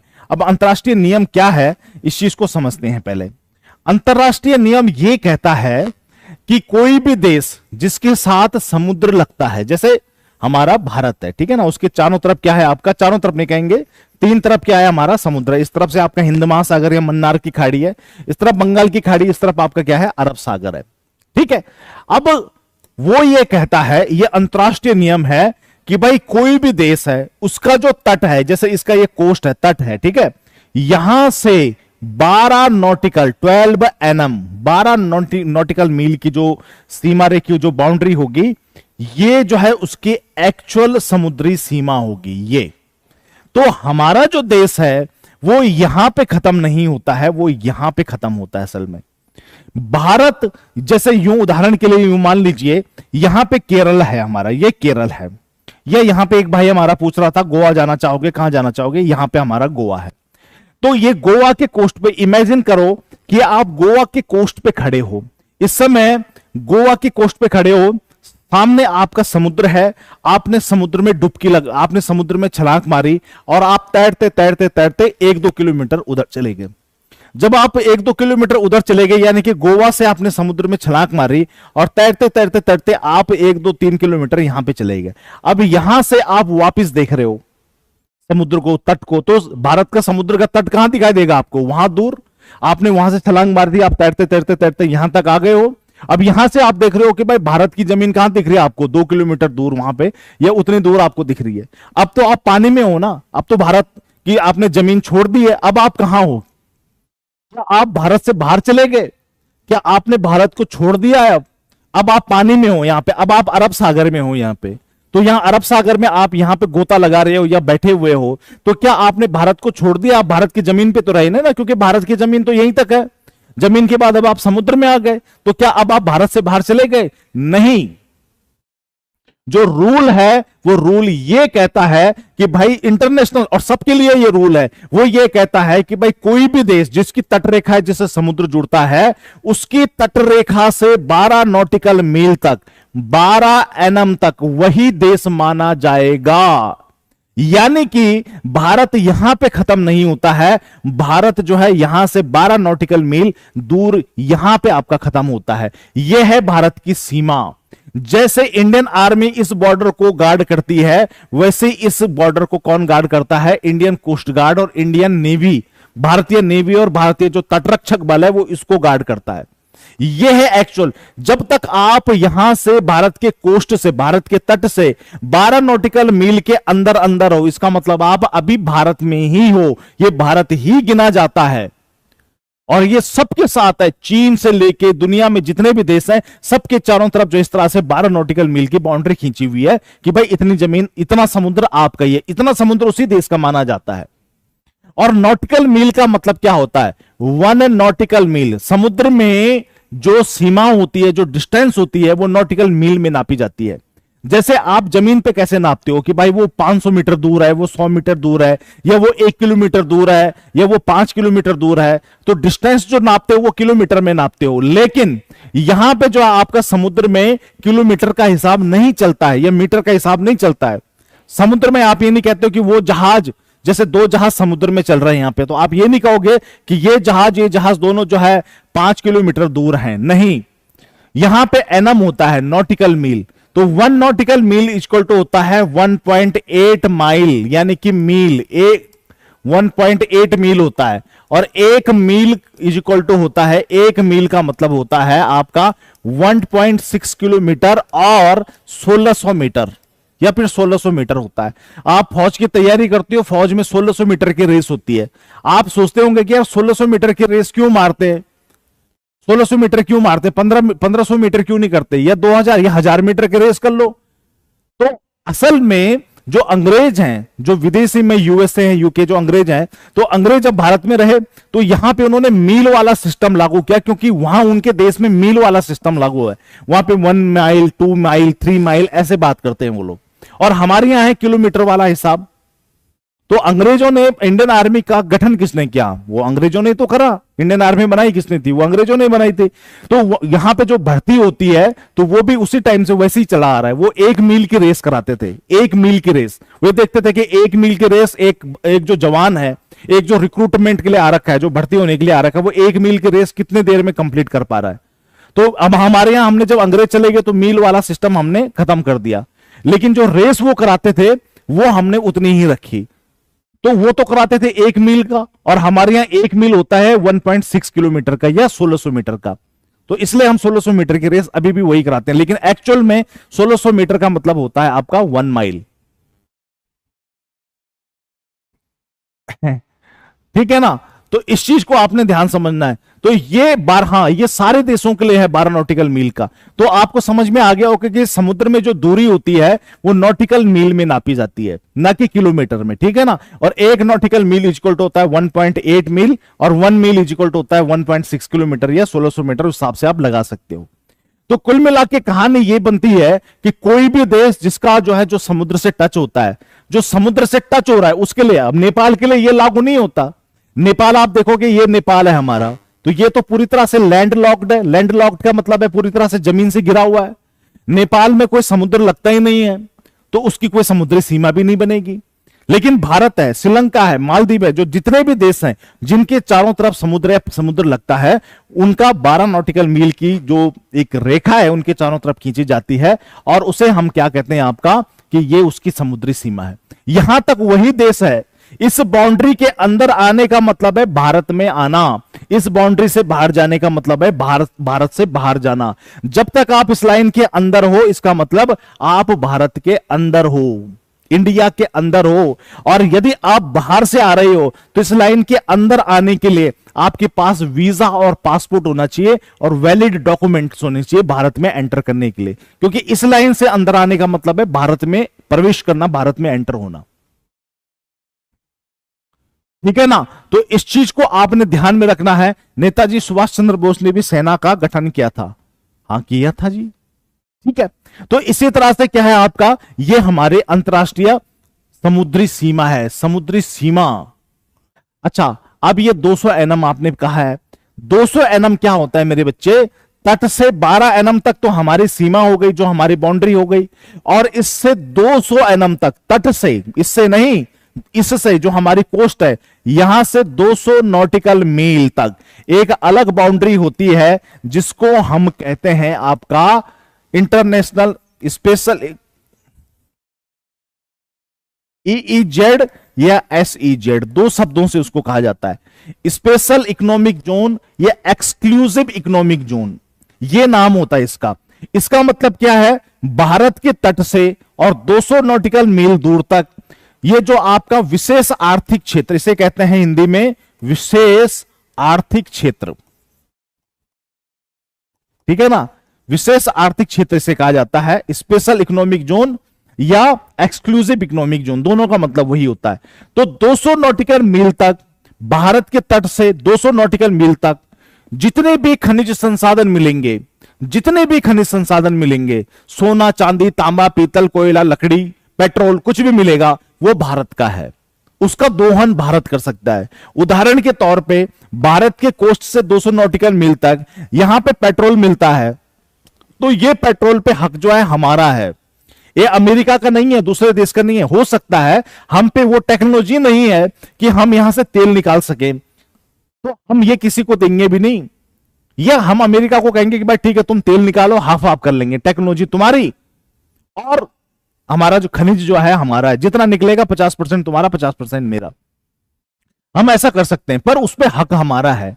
जैसे एक मछुआरा पाकिस्तान का या श्रीलंका का कोई भी मछुआरा है, वो यहां से मछली पकड़ते हुए उसके पीछे, उसको पकड़ने के लिए वो दौड़ रहा है कि भाई इस मछली को पकड़ना है, उसने पूरी बोट उसके पीछे लगा रखी है। अब वो मछली यहां से भागते भागते भागते भागते वो इस लाइन के अंदर आ गई, वो 200 नॉटिकल मील के अंदर आ गई। अब जैसे ही वो 200 नॉटिकल मील के अंदर आ गई, अब वो मछली भारत की मछली हो गई। अब वो बंदे को बोट जो है वापस मोड़नी पड़ जाएगी, क्यों? क्योंकि 200 नॉटिकल मील के अंदर जो कुछ भी मिलता है, चाहे मछलियां हों, चाहे केकड़े हों, कुछ भी है जिसको हम यूज कर सकते हैं, चाहे नहीं भी कर सकते हैं, वो हमारा है, उसका इस्तेमाल हम करेंगे, उसका दोहन हम करेंगे। ये 200 नॉटिकल मील का स्पेशल इकोनॉमिक जोन का एक रूल होता है, ठीक है ना। अब जैसी मछली इसके अंदर आ गई, वो हमारी हो गई, वो इंडियन मछली हो गई। अब वो मछली भारतीय है और उसको खाने का हक केवल भारतीयों को है। हाँ, जैसे इंडिया वियतनाम से तेल निकालता वैसे, क्योंकि वियतनाम के पास टेक्नोलॉजी है नहीं, तो उसने इंडिया से मांगा, तो इंडिया में फिर ओएनजीसी गई, ठीक है ना, अपने ड्रिलिंग शिप लेके, तो उन्होंने कहा जी पार्टनरशिप हो गई। तो कुछ इस तरह से होता है। तो यहां पे आपका इकोनॉमिक जो आपने क्वेश्चन पूछा, वो इसका आंसर आपका ये है। कुल मिला के कहानी हमारी ये बन रही है कि भाई यहीं पे जो है देश समाप्त नहीं होता है। कोई भी देश जिससे समुद्र लग रहा है, उसके 12 नॉटिकल मील तक वही देश माना जाता है, उसकी बाउंड्री उसकी 12 नॉटिकल मील तक होती है, ठीक है जी। और इसी रूल का फायदा उठा के तो चाइना कई चीजों को कब्जा रहा है। अब सोचो, अगर माना बात चाइना को भारत पे एक वो करनी हो, जासूसी करनी हो भारत पे, तो चाइना क्या करेगा, वो यहां आएगा, यहां पे एक आइलैंड बना देगा। भाई यहां पे एक आइलैंड बना देगा, आर्टिफिशियल आइलैंड। चाइना ये तो करता है, एक आर्टिफिशियल आइलैंड बना देगा। भाई खूब सारी मिट्टी डालेगा, खूब सारी मिट्टी डालेगा, खूब सारी मिट्टी डाल के एक द्वीप बना दिया। और जब ये द्वीप चाइना ने बनाया है, तो ये द्वीप चाइना का है। और चाइना क्या करेगा, बोलेगा भाई ये मेरी जमीन है, इसे मैंने बनाया है, तो इसके चारों तरफ भी क्या होगा, आपका 12 नॉटिकल मील की लाइन खींची जाएगी। भाई यही तो रूल बना रखा है ना अंतरराष्ट्रीय स्तर पे, कि भाई कोई भी देश है, ये देश का कोई हिस्सा है, उसके भाई 12 नॉटिकल मील तक क्या खींचा जाएगा, उसकी अपनी क्या होगी, अपनी एक सीमा होगी।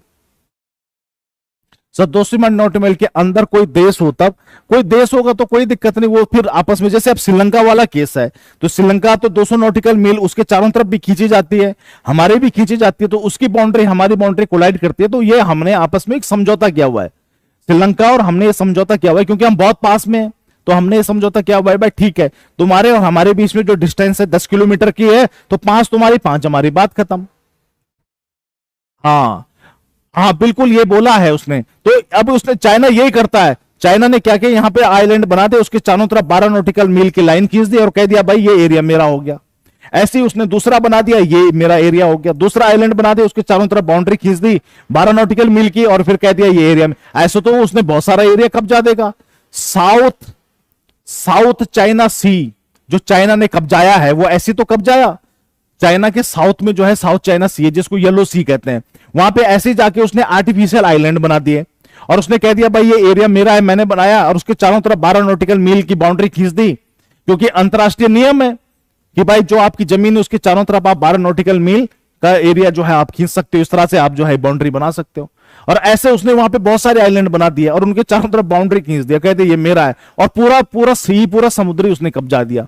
और समुद्र छोड़ो, उसने कहा भाई इसके ऊपर से भी कोई हवाई जहाज नहीं ले जा सकता क्योंकि ये मेरे आइलैंड है। उसने वहां से हवाई जहाज की यात्रा भी बंद करवा दी, ठीक है ना। तो इसी बात पे तो फिर अमेरिका की लड़ाई होती है, क्योंकि अमेरिका के जहाज उस एरिया से जाते थे, अब वहां नीचे उसने आइलैंड बना दिए और बाउंड्री खींच दी अपनी उसने, और कह दिया जी इसके ऊपर से भी कोई नहीं जाएगा क्योंकि ये हमारा चाइना का हिस्सा है, ठीक है। तो ये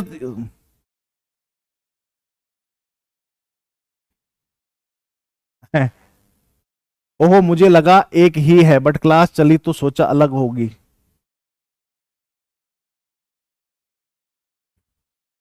ठीक है, हाँ कब्जा हो रहा भाई, कब्जा, हाँ कब्जा हो गया ये तो ऐसे कर रहा है चाइना कब्जा कहीं भी। ऐसे तो कल के दिन वो इंडिया के बिल्कुल मुंह पे आके आइलैंड बना देगा, वहां पे जो है उसने आइलैंड बना दिया और बाउंड्री खींच दी, और यहाँ पे जो है अपने उसने सैनिक वैनिक वहां पे सारे अपने लगा दिए, ये तो भाई बिल्कुल इंडिया के बगल में आके सैन्य अड्डा बना देगा अपना। तो इसीलिए चाइना की जो है सब लोग क्या कर रहे हैं, विरोध कर रहे हैं कि भाई ऐसा नहीं होता है, ऐसा तो हम लग जाएंगे हर कोई पूरी दुनिया में, फिर तो ये रेस लग जाएगी, ठीक है ना। तो ये है, ये लागू कब हुआ, मतलब कौन सा लागू, किस चीज का, ये तो पहले से ही है आपका। मेरे ख्याल से ईयर मुझे याद नहीं है, जिस ईयर ये वो हुआ था उस साल ही हुआ था, ठीक है ना। तो इस तरह से जो है ऐसा करता है, ये सारी चीजें हैं, बांटा है नहीं बना हुआ है भाई, मतलब समझा नहीं दोस्त, ठीक है। तो अब इस पे ऑब्जेक्शन हो रहा है, उन्होंने कहा जी नेचुरल जो आपके पास है पहले से जो नेचुरली फॉर्म्ड आइलैंड्स हैं, अगर वो आपके हैं तो वो ठीक है, लेकिन ऐसे नहीं ना, तो आर्टिफिशियल बनाते जाओगे, पूरी दुनिया को जो है आपका कब्जा दोगे। ये 12 एनएम वाला जो अमित सिंह जो पॉइंट है, ये मुझे याद नहीं आ रहा बेटा कौन सा ईयर था आपका, उस ईयर में ये डिसाइड हुआ था, कुछ कॉन्फ्रेंस थी उसमें ये डिसाइड हुआ था, यूएन का रूल है असल में ये, ठीक है ना। सर यूएसए और यूएस किया है, क्या किया है, क्या चीज है ये 12 एमएम और 200 एमएम वाला जो पॉइंट है, ये यूएन का पॉइंट है, ये किसी कॉन्फ्रेंस में इसको डिसाइड किया गया था, मुझे ध्यान नहीं, वो कोई एग्जाम पॉइंट ऑफ व्यू से भी कोई बहुत इंपॉर्टेंट नहीं है, ठीक है। तो इस तरह से जो है चीजें होती है। तो कहने का मतलब हमारे समुद्री पड़ोसी देश कैसे बनते हैं, वो समुद्री पड़ोसी देश हमारे कैसे बनते हैं, वो कब बनते हैं, वो इस तरह से बनते हैं हमारे कि भाई जैसे अब ये हमारा क्या हो गया, श्रीलंका है, तो श्रीलंका और इसका जो है आपका दोनों क्या हो जाएगा, श्रीलंका भी अपने चारों तरफ 12 नॉटिकल मील खींचेगा, हमने भी खींच ली, तो दोनों की 12 नॉटिकल मील क्या हो गई, आपका आपस में टकरा गई, दोनों की आपस में क्या हो चुकी हैं, एक दूसरे को कोलाइड कर चुकी हैं। तो दोनों को जब वो कोलाइड कर गए तो वो हमारा पड़ोसी देश हो गया। ऐसे देखो स्पेशल केस किसका है, स्पेशल केस आपका फिर मालदीव का। जैसे यहां पे इंडिया है तो इंडिया के छोटे छोटे आइलैंड है यहां पे, जिनको हम क्या कहते हैं, लक्षद्वीप कहते हैं, ठीक है जी, लक्षद्वीप उन्हें कहते हैं। लक्षद्वीप के पास क्या, क्योंकि जब हमारे आइलैंड है तो हमने इनके चारों तरफ भी आपका 12 नॉटिकल मील खींचा हुआ है। लक्षद्वीप के नीचे जो है मालदीव नाम के छोटे छोटे आइलैंड है, वो भी एक देश है मालदीव, जिसपे जो है नरेंद्र मोदी गए थे और बहुत हल्ला हुआ था। तो इस तरह से जो है उसने भी अपने चारों तरफ क्या किया होगा, उसने भी अपनी भाई 12 नॉटिकल मील खींची हुई है। तो हमारे जो लक्षद्वीप आइलैंड है उनके चारों तरफ जो 12 नॉटिकल मील है, और जो मालदीव है उसकी जो चारों तरफ उसने 12 नॉटिकल मील खींची हुई है, दोनों आपस में मिलते हैं, इसलिए मालदीव हमारा पड़ोसी देश बन जाता है। यह है रीजन इसका, ठीक है ना। यह चक्कर इसमें। ऐसे देखो यहां पे इंडिया, ये हमारा यहां पे सिर्फ बिल्कुल जहां पे म्यांमार है, म्यांमार के ठीक नीचे यहां पे अंडमान निकोबार आइलैंड्स हैं, अंडमान निकोबार, ठीक है ना। यहां पे क्या है हमारे, अंडमान है और निकोबार। तो अंडमान और जो निकोबार आइलैंड्स हैं, अंडमान निकोबार आइलैंड्स, और यहां पे इंडोनेशिया है, इंडोनेशिया, इंडोनेशिया, ठीक है ना। इसके बीच में ग्रांड चैनल है आपका। तो यहां पे अंडमान निकोबार और इंडोनेशिया, यहां पे इंडोनेशिया ने अपने चारों तरफ, इंडोनेशिया का जो आइलैंड है उसने अपने चारों तरफ खींचा हुआ है 12 नॉटिकल मील। अंडमान निकोबार का सबसे लास्ट वाला है आपका ग्रेट निकोबार, उसको ग्रेट निकोबार आइलैंड हम कहते हैं। अंडमान निकोबार असल में क्या है ना, दो ग्रुप है, कुछ आइलैंड ऊपर हैं, कुछ आइलैंड आपके नीचे हैं। इसको डिटेल में मैं आपको पढ़ाऊंगा आगे। तो ऊपर वाले ग्रुप को हम अंडमान कहते हैं, नीचे वाले को हम निकोबार कहते हैं। तो निकोबार में भी जो सबसे लास्ट वाला है इसको कहते हैं ग्रेट निकोबार। तो ग्रेट निकोबार के चारों तरफ भी हमने 12 नॉटिकल मील खींचा हुआ है। इंडोनेशिया ने अपने आइलैंड के चारों तरफ 12 नॉटिकल मील खींचा हुआ है। हमारा जो ग्रेट निकोबार है, अंडमान निकोबार का हिस्सा, उसकी बाउंड्री और इंडोनेशिया की आइलैंड की बाउंड्री आपस में कोलाइड होती है, तब हम कहते हैं वो हमारा समुद्री पड़ोसी देश है। इस तरह से बनता है हमारा।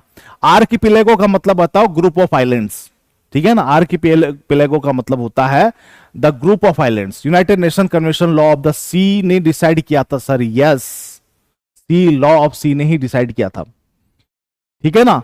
तो ये है आपका सारा गेम कि भाई कैसे हमारे पड़ोसी देश बनते हैं।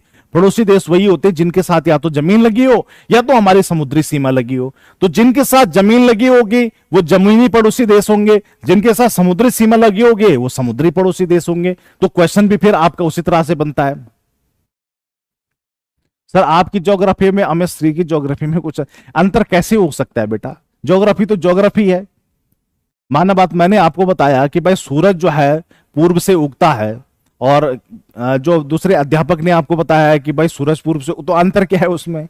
मैंने कहा जी आपके पड़ोसी देश पाकिस्तान है, और भाई हमारे जो सर हैं वो कह रहे हैं, जो है वो भी कह रहे हैं भाई पड़ोसी देश पाकिस्तान है। उसमें अंतर क्या? अंतर कुछ भी नहीं है। अंतर टीचिंग स्टाइल का होता है, कन्वर्सेशन का होता है, बातचीत का होता है, ठीक है। बाकी कोई जो है डिफरेंस नहीं होता है मेरे बच्चे, राइट। किसी की ज्योग्राफी में ज्योग्राफी मैंने खुद थोड़ी नहीं लिखी है, ठीक है। तो इस तरह से जो है क्या होता है आपका, हमारे पड़ोसी बनते हैं। ये आपका जो है पड़ोसी बनाने का, बनने का तरीका है। और चाइना जो है वो तो जबरदस्ती पड़ोसी बन रहा है। वो तो जगह जगह पे आइलैंड्स बना रहा है और उसके चारों तरफ 12 नॉटिकल मील खींच रहा है, ठीक है। तो वह है सिलेबस में बेटा, सिलेबस में मुझे नहीं पता कि भाई देखो सिलेबस का मैं कैसे बताऊंगा इस चीज को कि भाई क्या डिफरेंस रहेगा, ठीक है। मैं कह नहीं सकता इस बात को, सर छुट्टी कर दो, नहीं अभी और पढ़ेंगे, अभी पड़ोसी देशों के नाम बताने भाई। देखो सिलेबस का मुझे नहीं पता, लेकिन मैं तो यार वही जो एनडीए के हिसाब से होगा वही उस चीज को पढ़ाऊंगा, और मुझे लगता है सर ने भी वही पढ़ाया होगा, ठीक है। तो सिलेबस में जो चीजें होंगी वही सर ने भी पढ़ाई होंगी और मैं भी वही पढ़ाऊंगा, ठीक है मेरे भाई। तो अब आते हैं अपना जो है जमीनी पड़ोसी देश और समुद्री पड़ोसी देश कैसे बनते हैं। इस चीज को हमने समझ लिया है, बस कॉन्सेप्ट समझा है। अभी इस चीज को नहीं समझा है कि भाई हमारे पड़ोसी देश और कौन कौन से हैं और कहां कहां पे टच हो रहे हैं, ठीक है। अब पढ़ते हैं इस चीज को कि कहां कहां पे हमारे पड़ोसी देश हैं, कौन हमारा समुद्री पड़ोसी देश है और किस बाउंड्री का क्या नाम है, इसको भी थोड़ा सा जो है जान लेते हैं।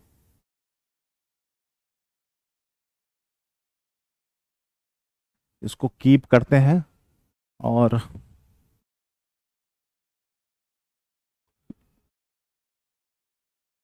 ओहो हो, तो मामला खराब हो गया यार।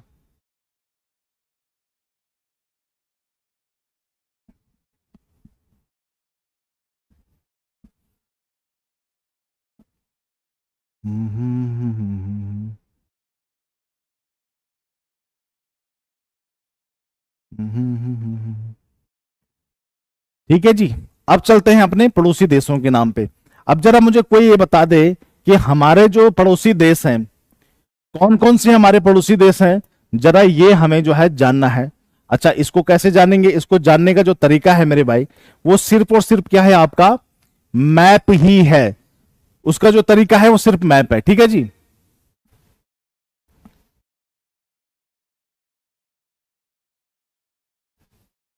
अच्छा, यहां पे विक्की कुमार लिख रहे हैं, विक्की कुमार जो लिख रहे हैं वो लिख रहे हैं पाकिस्तान, अफगानिस्तान, चीन, श्रीलंका, भूटान। अच्छा, तो म्यांमार कहां गया भाई, बताओ। तो सर बबूता, बताओ भाई। पाकिस्तान, अफगानिस्तान, चीन, श्रीलंका, भूटान तो तुमने बता दिया, तो म्यांमार कहां गायब कर दिया? ठीक है, तो पड़ोसी देशों के बारे में बात करते हैं। भारत के जो पड़ोसी देश हैं, अगर समुद्री पड़ोसी देश की बात करूं, यार अगर भारत के पड़ोसी देश की बात करूं तो दो तरह के पड़ोसी हमें पता चल गए कि भाई दो तरह के पड़ोसी हैं। एक मेरा पड़ोसी है जमीन वाला और एक मेरा पड़ोसी है समुद्र वाला। ठीक है जी, एक है आपका जमीनी, यानी कि जिसके साथ मेरी जमीन लगती है, लैंड लगती है, और एक है मेरा समुद्री, समुद्री पड़ोसी देश है जिसको हम क्या कहते हैं आपका, जिसके साथ हमारे सी बाउंड्री लगती है। जमीनी जो पड़ोसी देश हैं वो हमारे हैं 7 और 3 हमारे कौन से आपका समुद्री वाले। तो टोटल हमारे पड़ोसी कितने हो गए भैया, 10 पड़ोसी देश हैं। इस बात को आपने समझ लेना है, ठीक है ना। बहुत बढ़िया। श्रीलंका, मालदीव, इंडोनेशिया। पाकिस्तान क्या होता है, वो तो हमारा लड़का है ना सर, लड़का है तो क्या करें, बिगड़ा हुआ है बहुत। ठीक है, अब देखो यहां पे जमीनी जो हमारे पड़ोसी देश है, जमीन जिनकी हमारी लगती है, देखो जो जमीन वाले हैं ना उनका हिस्सा कुछ, उनका हिसाब कुछ ऐसा है कि भाई उनके साथ जमीन भी लगती है और कुछ ऐसे भी है उनके साथ हमारी जो है समुद्री भी लगती है। ठीक है ना। तो जमीनी जो लड़का है हमारा, जमीनी जो लड़का है, जमीनी जो हमारा पड़ोसी देश है म्यांमार, मालदीव। ठीक है ना। लड़के को पनिशमेंट देना पड़ेगा, पनिशमेंट, रगड़ा देना पड़ेगा पाकिस्तान वालों को, रगड़ा ना, तब पता चलेगा इनको। तो यहां पे जो है आपका जमीनी पड़ोसी देश जो हमारे हैं उनके बारे में थोड़ा सा चर्चा कर लेते हैं। ठीक है, अब कई बार ऐसा, जैसे पाकिस्तान है, सबसे पहले पाकिस्तान की बात करेंगे। तो जैसे पाकिस्तान है, ठीक है ना, दूसरे नंबर पे आपका अफगानिस्तान है। इनमें से कई ऐसे भी होते हैं, जैसे पाकिस्तान है, इसके साथ हमारे लैंड बाउंड्री भी लगती है और इसके साथ हमारी क्या लगती है, लड़के का जीडीपी से ज्यादा टाटा का मार्केट कैप्चर। टाटा तो अपने आप में एम्पायर है ब्रदर, टाटा कोई कंपनी नहीं है, टाटा तो एक बहुत बड़ा एम्पायर है। जैसे अब इसमें से देखो, जैसे पाकिस्तान है, इसके साथ हमारी लैंड बाउंड्री भी लगती है और इसके साथ हमारे समुद्री सीमा भी लगती है। लेकिन अगर आपसे पूछेगा कि भाई पाकिस्तान हमारा जमीनी पड़ोसी देश है या समुद्री, तो हम कहेंगे जमीनी पड़ोसी देश है, क्योंकि जमीन उसके साथ ज्यादा लगती है और समुद्री सीमा उसके साथ कम लगती है। ठीक है। और दूसरी बात, समुद्री सीमा ये समुद्री पड़ोसी देश सिर्फ और सिर्फ उसी को माना जाता है जिसके साथ हमारी जमीन टच नहीं होती, उसके साथ सिर्फ और सिर्फ समुद्री सीमा टच होती है। तो इसको आपने ध्यान में रखना है। पाकिस्तान के साथ समुद्री सीमा भी लगती है, लेकिन पड़ोसी वो जो हमारा लैंड नेबर है, हमारा पड़ोसी देश है, वह आपका जो है लैंड नेबर है, समुद्री नहीं है। तो पाकिस्तान हो गया, अफगानिस्तान हो गया। तीसरा जो है हमारा होता है यहां पे चीन, जिसको इंग्लिश में कहता है चाइना। चौथा हमारा हो जाता है यहां पे नेपाल। पांचवा हमारा हो जाता है यहां पे भूटान। छठा हो जाता है हमारा यहां पे म्यांमार। और सातवां हो जाता है भाई जी हमारा यहां पे, जिसको हम कहते हैं बांग्लादेश। बांग्लादेश हमारा जो है सातवां पड़ोसी देश है। तो 7 हमारे जमीनी पड़ोसी देश हो गए। समुद्री वाले कौन से हो गए हमारे, ये सबसे पहले श्रीलंका, उसके बाद हमारा हो जाता है दूसरा जो पड़ोसी देश हमारा है वो हो जाता है हमारा इंडोनेशिया,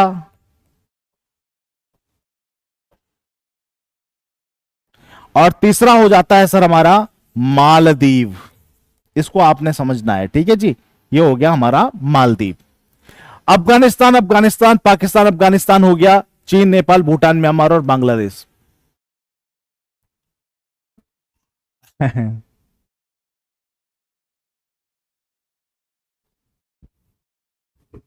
समुद्री सीमा कहां लगती है, कराची के पास आप देखोगे नहीं, गुजरात से सटते हुए समुद्री सीमा लगती है उसकी। हमारी समुद्री सीमा गुजरात के पास आप देखोगे तो वहां से पाकिस्तान की समुद्री सीमा लगती है। ठीक है। हाँ, यूपी अगर यूपी वालों के साथ लगा दिया ना हमने पाकिस्तान का बॉर्डर, तो पूरा पाकिस्तान कब्जा देंगे भाई। ठीक है ना। पाकिस्तान वाले जो है माफी मांगने लग जाएंगे, माफी। ठीक है ना, खुदा के वास्ते माफ करो। तो ये पाकिस्तान, अफगानिस्तान ये हमारे पड़ोसी देश हैं जमीन वाले, और ये होगा हमारे समुद्री वाले। ठीक है। अब इसमें ध्यान में रखिए जरा, आप मुझे आप में से बताइए पाकिस्तान की राजधानी कहां है, जरा मुझे बताओ। पाकिस्तान की, देखिए जरा कितनों को पता है पाकिस्तान की राजधानी। पाकिस्तान की राजधानी कहां है? पाकिस्तान की राजधानी बताओ भाई, पाकिस्तान की राजधानी कहां पे है? कहां है पाकिस्तान की राजधानी? इस्लामाबाद कि कराची? इस्लामाबाद है या कराची है? ये लाहौर है। यस, रख इस्लामाबाद। बताओ, पहले होती थी लाहौर, पहले इन्होंने लाहौर बनाई थी और लाहौर बहुत पास पड़ रही थी। ठीक है, हाँ इस्लामाबाद। यस, अफगानिस्तान की राजधानी बताओ, अफगानिस्तान की फटाफट से, अफगानिस्तान की राजधानी क्या है?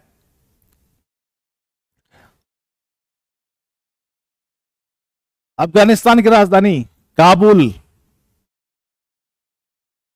काबुल है, वेरी गुड, काबुल है। ठीक है, ठीक है, काबुल है। चीन की राजधानी बताओ बेटे। अब फंस गए कमांडो।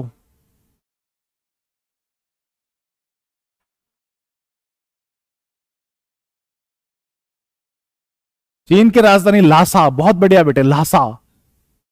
चीन की राजधानी इस्लामाबाद कैसे हो सकती है मोहित यादव? चीन की राजधानी कहां है? बीजिंग। यस, बीजिंग है, बीजिंग। ठीक है, नेपाल की राजधानी बताओ, नेपाल की राजधानी फटाफट से बताओ। नेपाल की राजधानी, नेपाल की राजधानी कौन सी है? नेपाल की राजधानी, नेपाल की राजधानी, नेपाल की राजधानी काठमांडू। यस, नेपाल की राजधानी है काठमांडू। लासा तो तिब्बत, काठमांडू। यस, ठीक है। भूटान की राजधानी बताओ। अब भूटान की राजधानी बताओ, भूटान की राजधानी, भूटान की राजधानी है थिम्पू। हाँ थिम्पू, बहुत बढ़िया, थिम्पू। म्यांमार की राजधानी कहां पे है? म्यांमार की, अब फंस गए बेटा, अब फंसे। म्यांमार की राजधानी, म्यांमार की बताओ। ढाका कहां पहुंच गए अभी? म्यांमार की बताओ पहले।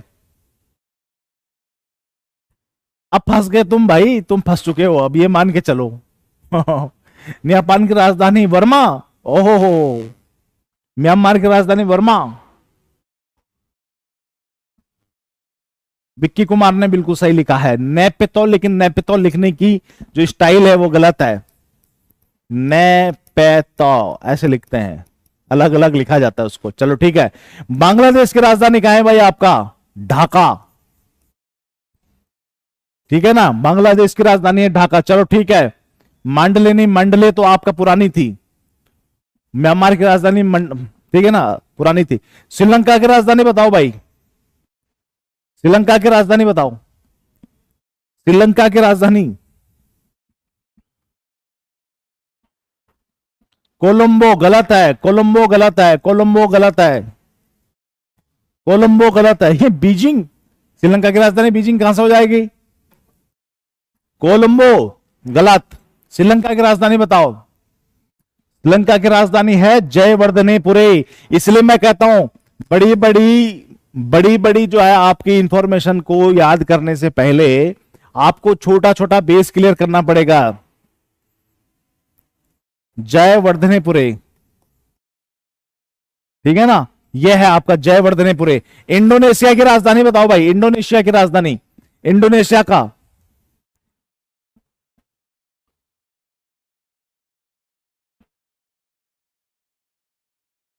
ये सब कब हो गया? बहुत पहले हो गया था। इंडोनेशिया, इंडोनेशिया की राजधानी, इंडोनेशिया की राजधानी कौन सी है? जकार्ता। इंडोनेशिया की राजधानी है जकार्ता। और मालदीव की राजधानी बताओ भाई, मालदीव की राजधानी बताओ। मालदीव की राजधानी बताओ।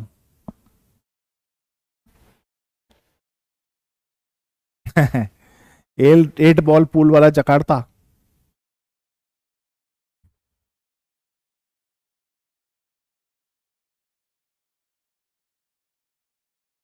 बताओ भैया बताओ, जल्दी बता दो।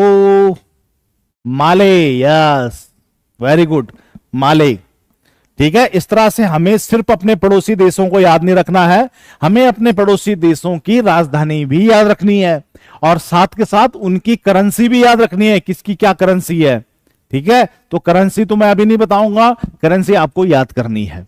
अब मैं आपको बताऊंगा कि इनकी बाउंड्रीज के क्या क्या नाम है, कहां कहां पे कौन कौन सी बाउंड्री है और किस बाउंड्री का क्या नाम है, यह भी मैं आपको बताऊंगा। ठीक है जी, चलो अब मैं आपको बताऊंगा।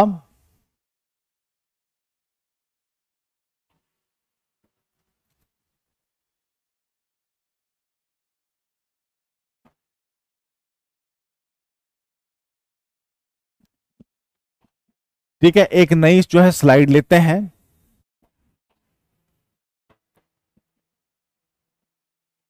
और इसमें जो है अब बात करते हैं अपने पड़ोसी देशों की बाउंड्री। सबसे पहले ले आते हैं सबसे दुष्ट जो है आपका पाकिस्तान। सबसे ज्यादा जो दुष्ट व्यक्ति है, पाकिस्तान की बाउंड्री को क्या क्या कहते हैं। सर इसका लिस्ट दे देना है, क्या लिस्ट दे दूं। रिंगमैन कौन है, ये मोहित यादव रिंगमैन बहुत कहा जा रहा है। रिंगमैन कौन है मेरे भाई, कौन है रिंगमैन। पाकिस्तान, पाकिस्तान की जो है ये बाउंड्री हमारे देश के साथ 3 बाउंड्री लगती हैं पाकिस्तान की, इसको ध्यान में रखिएगा। एक जो मेन बाउंड्री है उसको हम क्या कहते हैं, 3 बाउंड्री हमारे साथ हैं, पाकिस्तान की 3 बाउंड्री हमारे साथ है। ठीक है, पहली जो मेन बाउंड्री है इसको हम क्या कहते हैं, सुना है आपने कभी पाकिस्तान की बाउंड्री का क्या नाम है। अच्छा लिस्ट लिस्ट दे देंगे, कोई बात नहीं, लिस्ट टांग देंगे। मैकमोहन, अच्छा जी, मैकमोहन रेखा कहते हैं।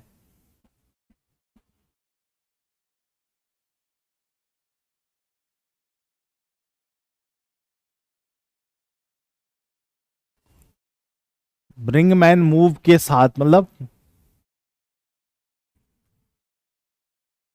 रेड क्लिफ, रेड क्लिफ लिखने का तरीका गलत है, हाँ रेड क्लिफ। रेड क्लिफ जो है आपका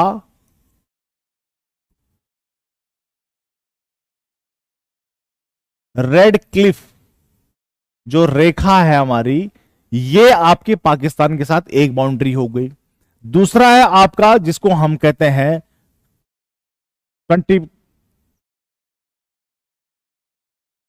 समांतर, यानी कि 24th पैरेलल जिसको हम कहते हैं।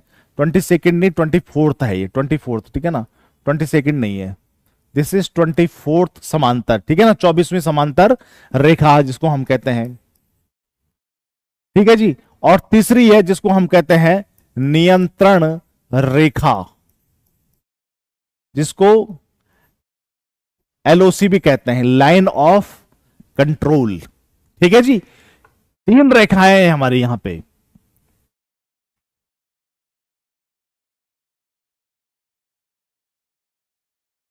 अच्छा, मैजिकल मूव है, पहना रहता है हीरो और आपकी तरह दिखता है।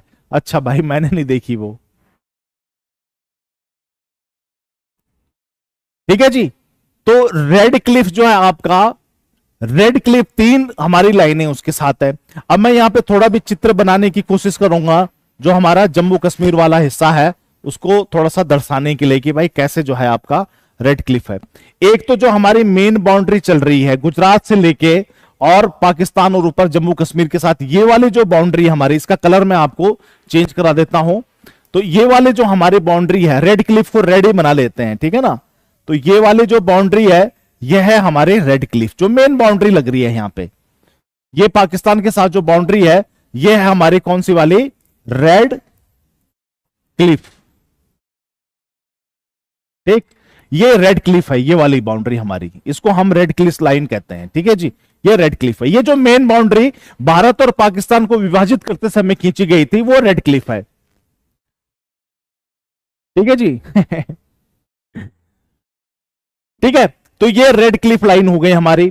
अच्छा, दूसरी बात, दूसरी जो है लाइन कहां पे हमारी, दूसरी लाइन है, इसको मैं नीले कलर से खींचता हूं।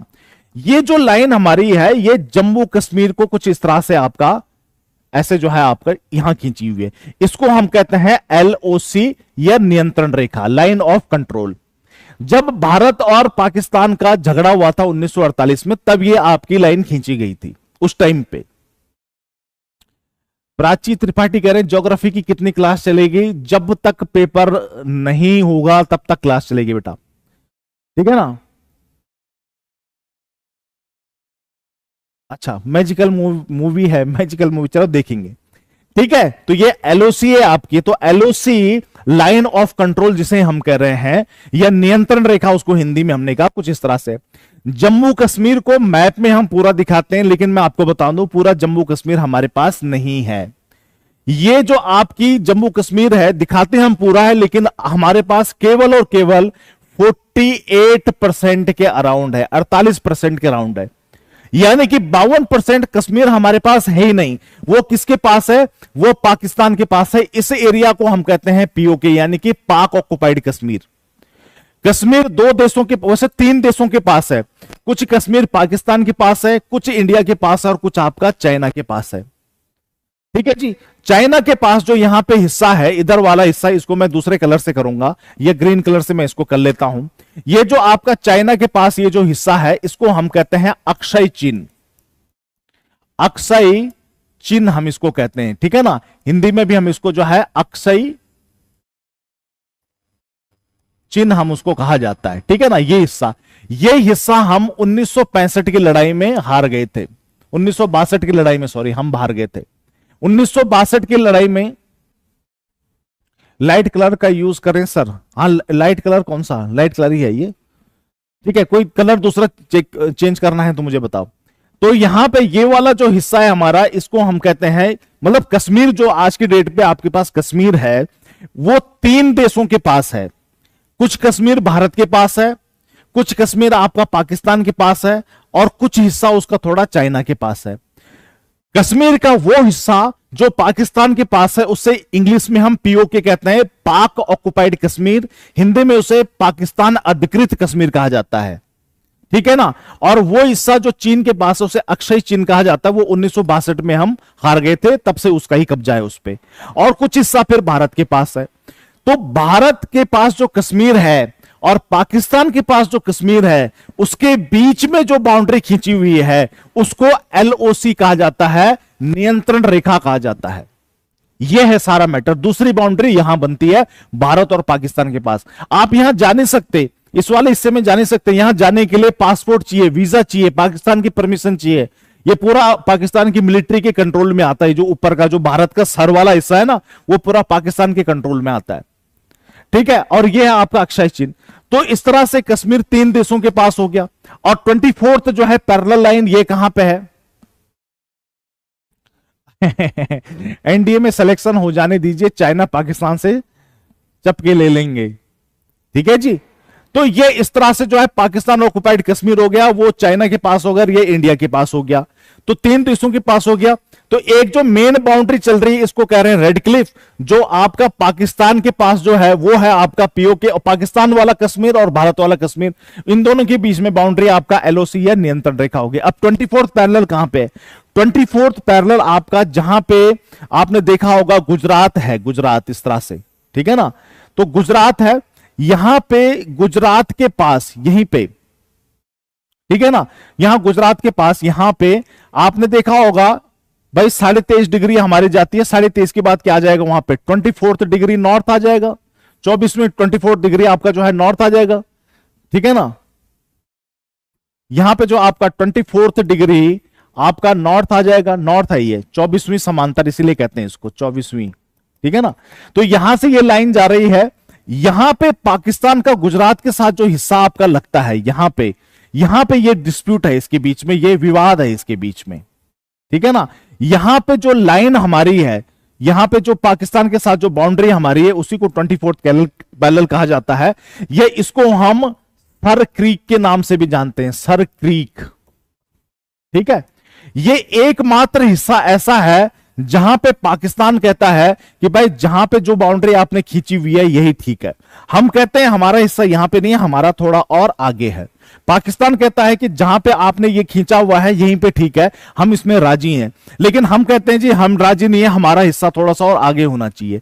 तो यहां पे जो गुजरात के पास डिस्प्यूट है, गुजरात के पास जो विवाद है, वो विवाद से यहां से 24 डिग्री समांतर रेखा जा रही है। 24th पैरेलल आपके यहां से जा रही है, 24th डिग्री नॉर्थ लैटिट्यूड यहां से गुजरता है, अक्षांश रेखा गुजरती है, इसलिए इस बाउंड्री को हम 24वीं समांतर रेखा, या इसको हम सर क्रीक भी कहते हैं, इसको सर क्रीक के नाम से भी जाना जाता है।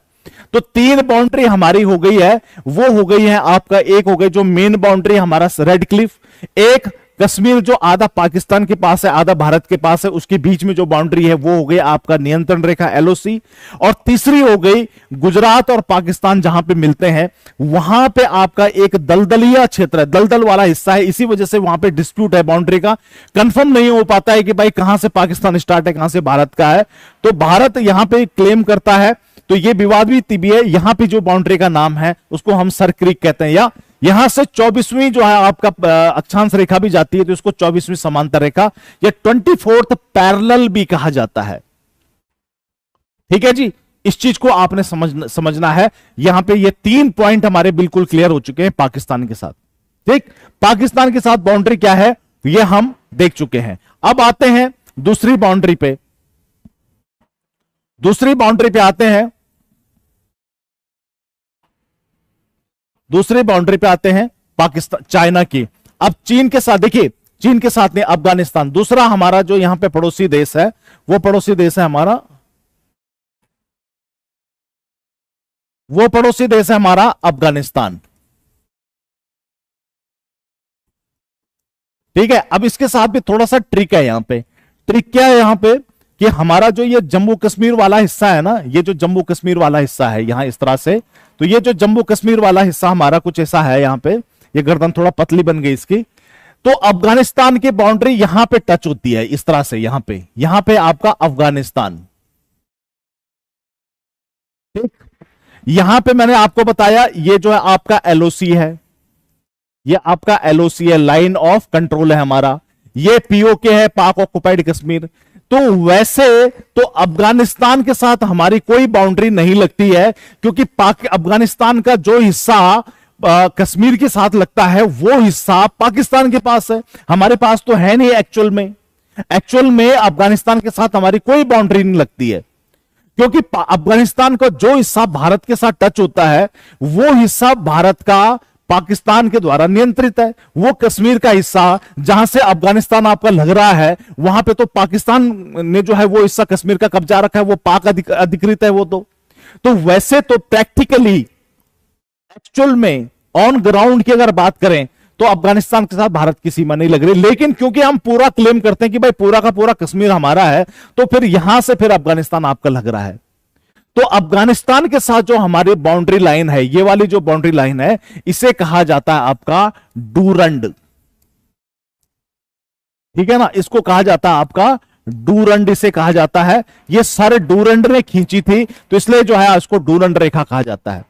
तो अफगानिस्तान और पाकिस्तान के बीच में भी अगर कोई पूछ ले, अगर ये पूछे कि अफगानिस्तान और पाकिस्तान के बीच में कौन सी बाउंड्री है, तो भी डूरंड ही कहोगे, और अफगानिस्तान और भारत के बीच में कौन सी बाउंड्री है वो भी आप डूरंड ही कहोगे।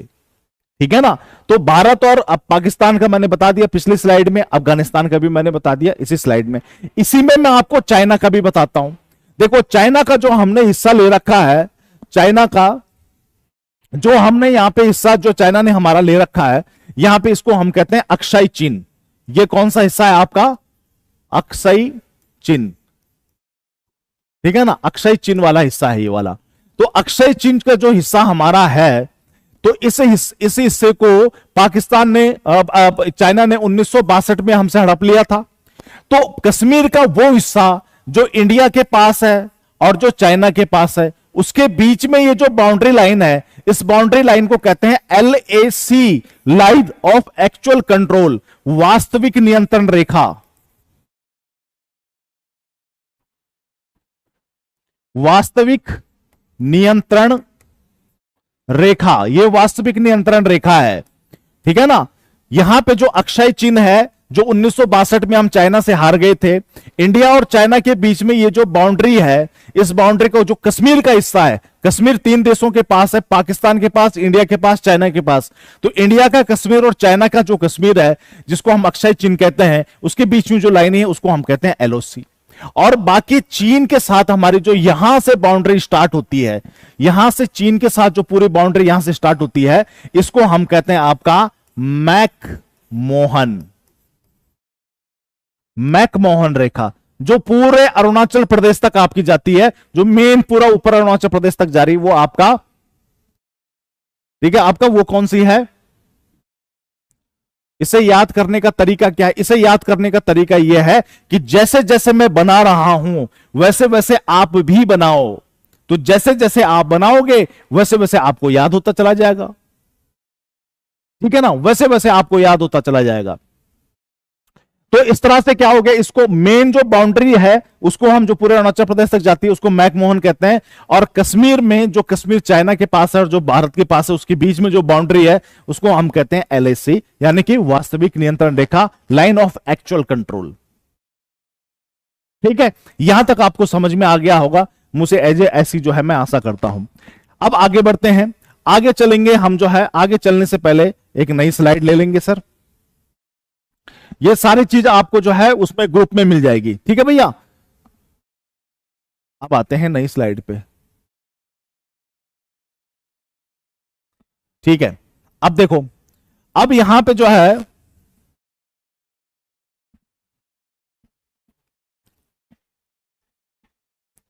ये क्या हो गया, ठीक है। अब आता है हमारा, चाइना के बाद कौन सा देश आता है हमारा, नेपाल। नेपाल के साथ बाउंड्री का हमारा कोई नाम नहीं है, भूटान के साथ बाउंड्री का कोई नाम नहीं है। आप में ही तो मिल जाएंगे ना सर।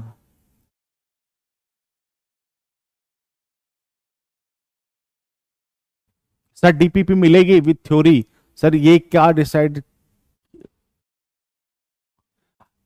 आज ही सारा पढ़ाओगे? बस 10 मिनट और पढ़ाऊंगा, ठीक है। मैं यहां भी मिलूंगा, मैं यूट्यूब पे भी मिलूंगा, यूट्यूब पे भी मिलूंगा, यहां पे भी मिलूंगा, ठीक है। आज मेरी इंडियन ज्योग्राफी की पहली क्लास है, बाकी कल भी पढ़ाऊंगा, परसों भी पढ़ाऊंगा, जब तक आपका पेपर नहीं है तब तक पढ़ाऊंगा। मैकमोहन लाइन को जो है भारत से पहले अंग्रेजों ने डिसाइड कर दिया था, जब भारत स्वतंत्र भी नहीं हुआ था उस टाइम पे डिसाइड कर दिया गया था मैकमोहन लाइन को, अंग्रेजों ने डिसाइड किया था। लेकिन जब अंग्रेज यहां से भारत छोड़ के गए थे तब चाइना ने इसको जो है स्वीकार नहीं किया था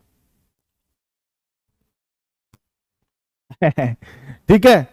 तो जब अंग्रेज भारत छोड़ के चले गए तो चाइना ने इसे स्वीकार नहीं किया, और चाइना ने कहा कि भाई भारत का जो काफी नॉर्थ वाला हिस्सा है वो, उनकी यहाँ पे जो है एक डायनेस्टी हुआ करती थी, मुझे याद नहीं आ रहा, हांग डायनेस्टी थी क्या थी, उन्होंने कहा भाई ये उसका हिस्सा था तो ये चाइना का ही हिस्सा माना जाएगा। सबसे पुरानी और सबसे बड़ी डायनेस्टी लंबे समय तक चाइना में जिसने राज किया था, तो कुछ इस तरह से उनका क्लेम था, वो एक अलग केस स्टडी है, उसको कभी देखेंगे।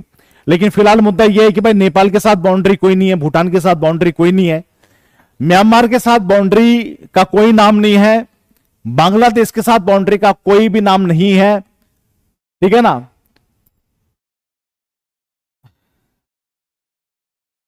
स्विच ऑफ होने वाला है, ओके ओके जी ओके, स्विच ऑफ होने वाला है, ओके जी ओके सर उत्तराखंड की तरफ तो है ना नेपाल, उत्तराखंड की तरफ ही है नेपाल, बिहार से भी लगता है नेपाल, यूपी से भी लगता है नेपाल, सिक्किम से भी लगता है नेपाल, ठीक है। तो अब देखिए भूटान के साथ कोई बाउंड्री, बाकी किसी के साथ बाउंड्री का कोई नाम नहीं है। बस एक याद रखना, त्रिपुरा में, त्रिपुरा में जो हमारा बांग्लादेश के साथ बॉर्डर है, त्रिपुरा में, त्रिपुरा बांग्लादेश का जो बॉर्डर है इसको जीरो लाइन कहा जाता है वहां पे, ठीक है ना। हिंदी में इसको, हिंदी में हम उसे कहते हैं शून्य रेखा, शून्य रेखा इसको कहा जाता है, शून्य रेखा हम इसे कहते हैं, ठीक है ना, जीरो लाइन। तो जीरो लाइन या शून्य रेखा केवल बांग्लादेश के साथ त्रिपुरा की जो बाउंड्री है उसको कहा जाता है। क्वेश्चन ऑलरेडी एनडीए में या सीडीएस में पूछा गया है, डिफेंस एग्जाम्स में पूछा गया ऑलरेडी, ठीक है ना।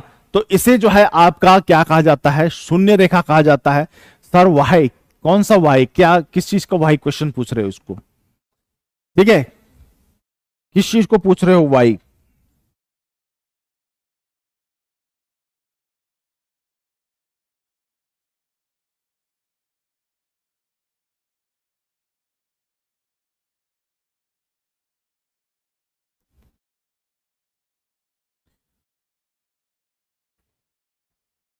अमित सिंह कह रहे हैं जीरो लाइन, जीरो लाइन क्यों कहते हैं, थोड़ा तुम भी स्टडी करना यार इसकी, तुम भी खोजना जरा क्यों कहते हैं इसको जीरो लाइन। केवल त्रिपुरा में कहते हैं, जबकि आपका जो है मिजोरम भी लगता है, मिजोरम भी बांग्लादेश के साथ लगता है, मिजोरम भी जो है बांग्लादेश के साथ बाउंड्री बनाता है, ठीक है ना। हमारा इवन वेस्ट बंगाल है, वेस्ट बंगाल भी बांग्लादेश के साथ बाउंड्री लगाता है, लेकिन केवल त्रिपुरा में ही जीरो लाइन हम क्यों कह रहे हैं, इस पे मेरे ख्याल से एक डॉक्यूमेंट्री भी बना रखी है, तो देखना, थोड़ा सा सर्च करना, क्योंकि जब आप रिसर्च करोगे तो दो चार बातें और मिलेंगी आपको। बांग्लादेश की लाइन को रेड क्लिफ कहते थे जब वो पाकिस्तान था, तब कहते थे उसको रेड क्लिफ, अब नहीं, ठीक है ना। यही बात चल रही है अमित के साथ, यही तो बात चल रही है कि थोड़ा सा जब हिस्ट्री खोदोगे तो तब कई सारी बातें पता चलेगी, क्योंकि दो पाकिस्तान बने थे ना, जो आज बांग्लादेश है वो भी पहले पाकिस्तानी था, तो जो है उसकी जो बाउंड्री थी यहां पे बांग्लादेश की, उसको भी रेड क्लिफ ही कहा जाता था पहले, क्योंकि पाकिस्तान की बाउंड्री को रेड क्लिफ कहते थे। त्रिपुरा 3 साइड से बांग्लादेश से घिरा है। मिजोरम एक ऐसा राज्य है जिसकी बाउंड्री जो है बांग्लादेश के साथ भी लगती है, और आपका मिजोरम एक ऐसा है जो बांग्लादेश के साथ भी लगता है और म्यांमार के साथ भी लगता है।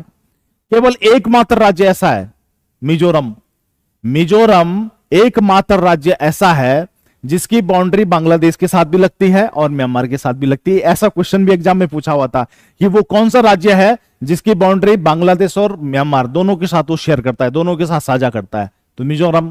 त्रिपुरा 3 साइड से बांग्लादेश से घिरा हुआ है, बिल्कुल घिरा हुआ है, कोई डाउट नहीं उसमें। ऐसे अगर आप किसको देखोगे, भूटान को देखोगे, तो भूटान 3 तरफ से आपका चाइना से घिरा हुआ है, ठीक है ना, चाइना और नेपाल से। तो इस तरह से जो है आपका क्या है, त्रिपुरा में इसको शून्य रेखा कहा जाता है, थोड़ा सा इसके बारे में आप जानकारी लेना। अब 3 हमारे देश बसते हैं भाई, एक समुद्री वाले। समुद्री वाले कौन कौन से बसते हैं? श्रीलंका, इसके बाद आता है इंडोनेशिया, और इसके बाद आता है आपका मालदीव। श्रीलंका के साथ जो बाउंड्री भारत की लगती है उसे कहते हैं पाक जल डमरू मध्य, जल डमरू मध्य, और इंग्लिश में इसे कहा जाता है PALK है ये, पाल्क, ठीक है ना, पाक नहीं, पाक पाकिस्तान वाला नहीं, PALK, पाक स्ट्रेट हम इसे कहते हैं, पाक स्ट्रेट, ठीक है, पाक जल डमरू मध्य। इंडोनेशिया के बीच में जो है, इंडोनेशिया और भारत को जो सेपरेट करता है वो है आपका ग्रेट चैनल,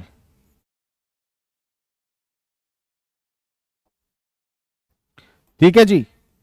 और मालदीव को जो अलग करता है वो है आपका 8 डिग्री चैनल, ठीक है जी, इसको ध्यान में रखना। श्रीलंका और इंडिया को जो सेपरेट करता है, बाउंड्री बनाता है, वो है पाक जल डमरू मध्य, यह है आपका ग्रेट चैनल, यह आपका 8 डिग्री चैनल। 8 डिग्री चैनल इसको हम कहते हैं, जो कि मालदीव और भारत को क्या करता है, अलग करता है।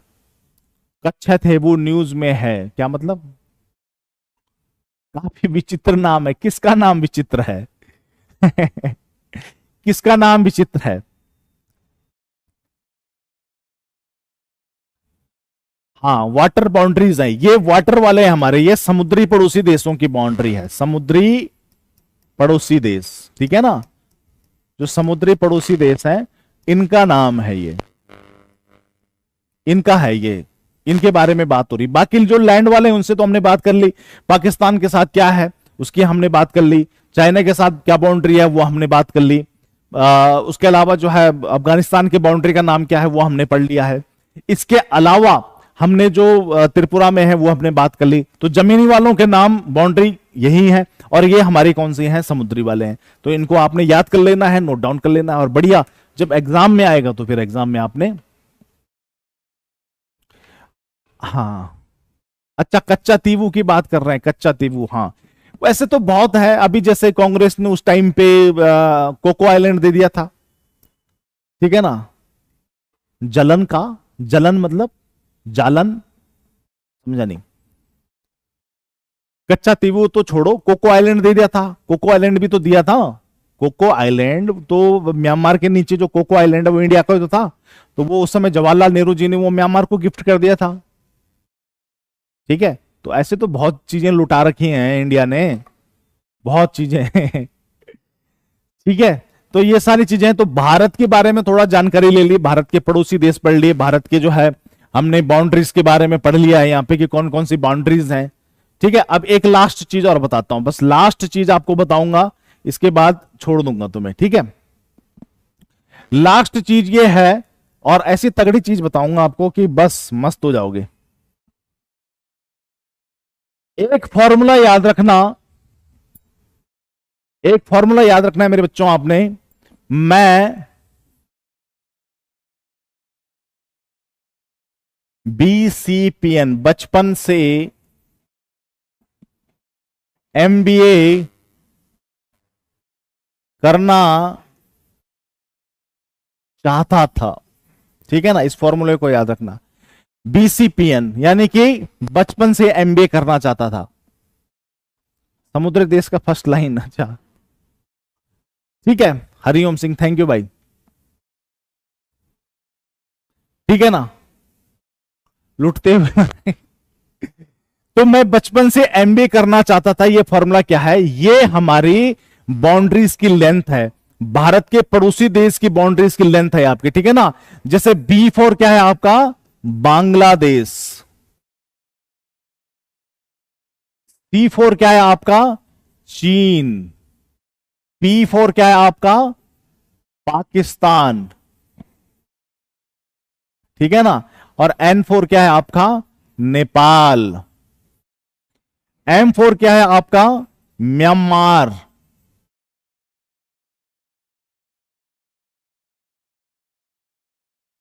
ठीक है ना, B4 क्या है आपका? भूटान। और A4 क्या है आपका? अफगानिस्तान।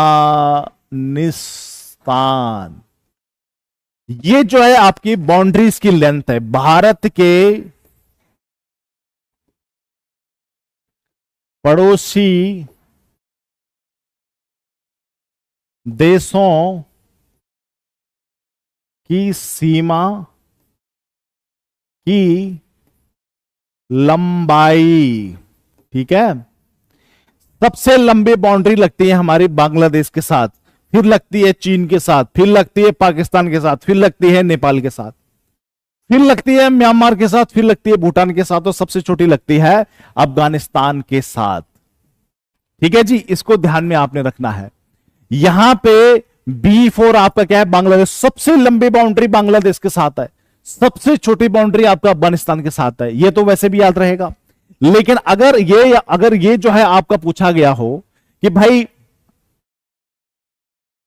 ठीक है ना, पंडित दिवाकर पांडे जय हिंद भाई, तो अगर ये पूछा गया हो कि भाई आपको 4 देश दे दिए गए हो और उन देशों में ये कहा गया हो कि भाई इनको असेंडिंग या डिसेंडिंग ऑर्डर में लगाओ, किसकी सबसे लंबी है किसकी सबसे छोटी है, तो ये फॉर्मूला आपका काम आएगा। मैं बचपन से MBA करना चाहता था, दैट्स इट। BCPN MBA लिख दो आप। B4 Bangladesh, C4 China, P4 Pakistan, N4 Nepal, M4 Myanmar, B4 Bhutan और A4 अफगानिस्तान। इससे आप क्या करोगे? इससे इनकी बाउंड्री ये असेंडिंग ऑर्डर में, डिसेंडिंग ऑर्डर में, घटते हुए क्रम में है। पहले सबसे लंबी बांग्लादेश की, और फिर चाइना की, फिर पाकिस्तान की, फिर नेपाल की, इस तरह से। ठीक है ना। जय हिंद सर, फोन ऑफ होने वाला है। जय हिंद भाई, जय हिंद। वैसे भी हमारी क्लास खत्म हो गई। ठीक है, तो इसको याद रखना, ये हमारा चैप्टर कंप्लीट हो गया। कल फिर इंडियन ज्योग्राफी में कुछ और बढ़िया सा मसाला लेके आएंगे। ठीक है, कल मिलेंगे आपको ठीक 4 बजे। तब तक के लिए असेंडिंग नहीं बेटा, डिसेंडिंग में हो। मोहित यादव डिसेंडिंग में है। तब तक के लिए भाई आपका जय हिंद, जय भारत, कमांडोज आउट।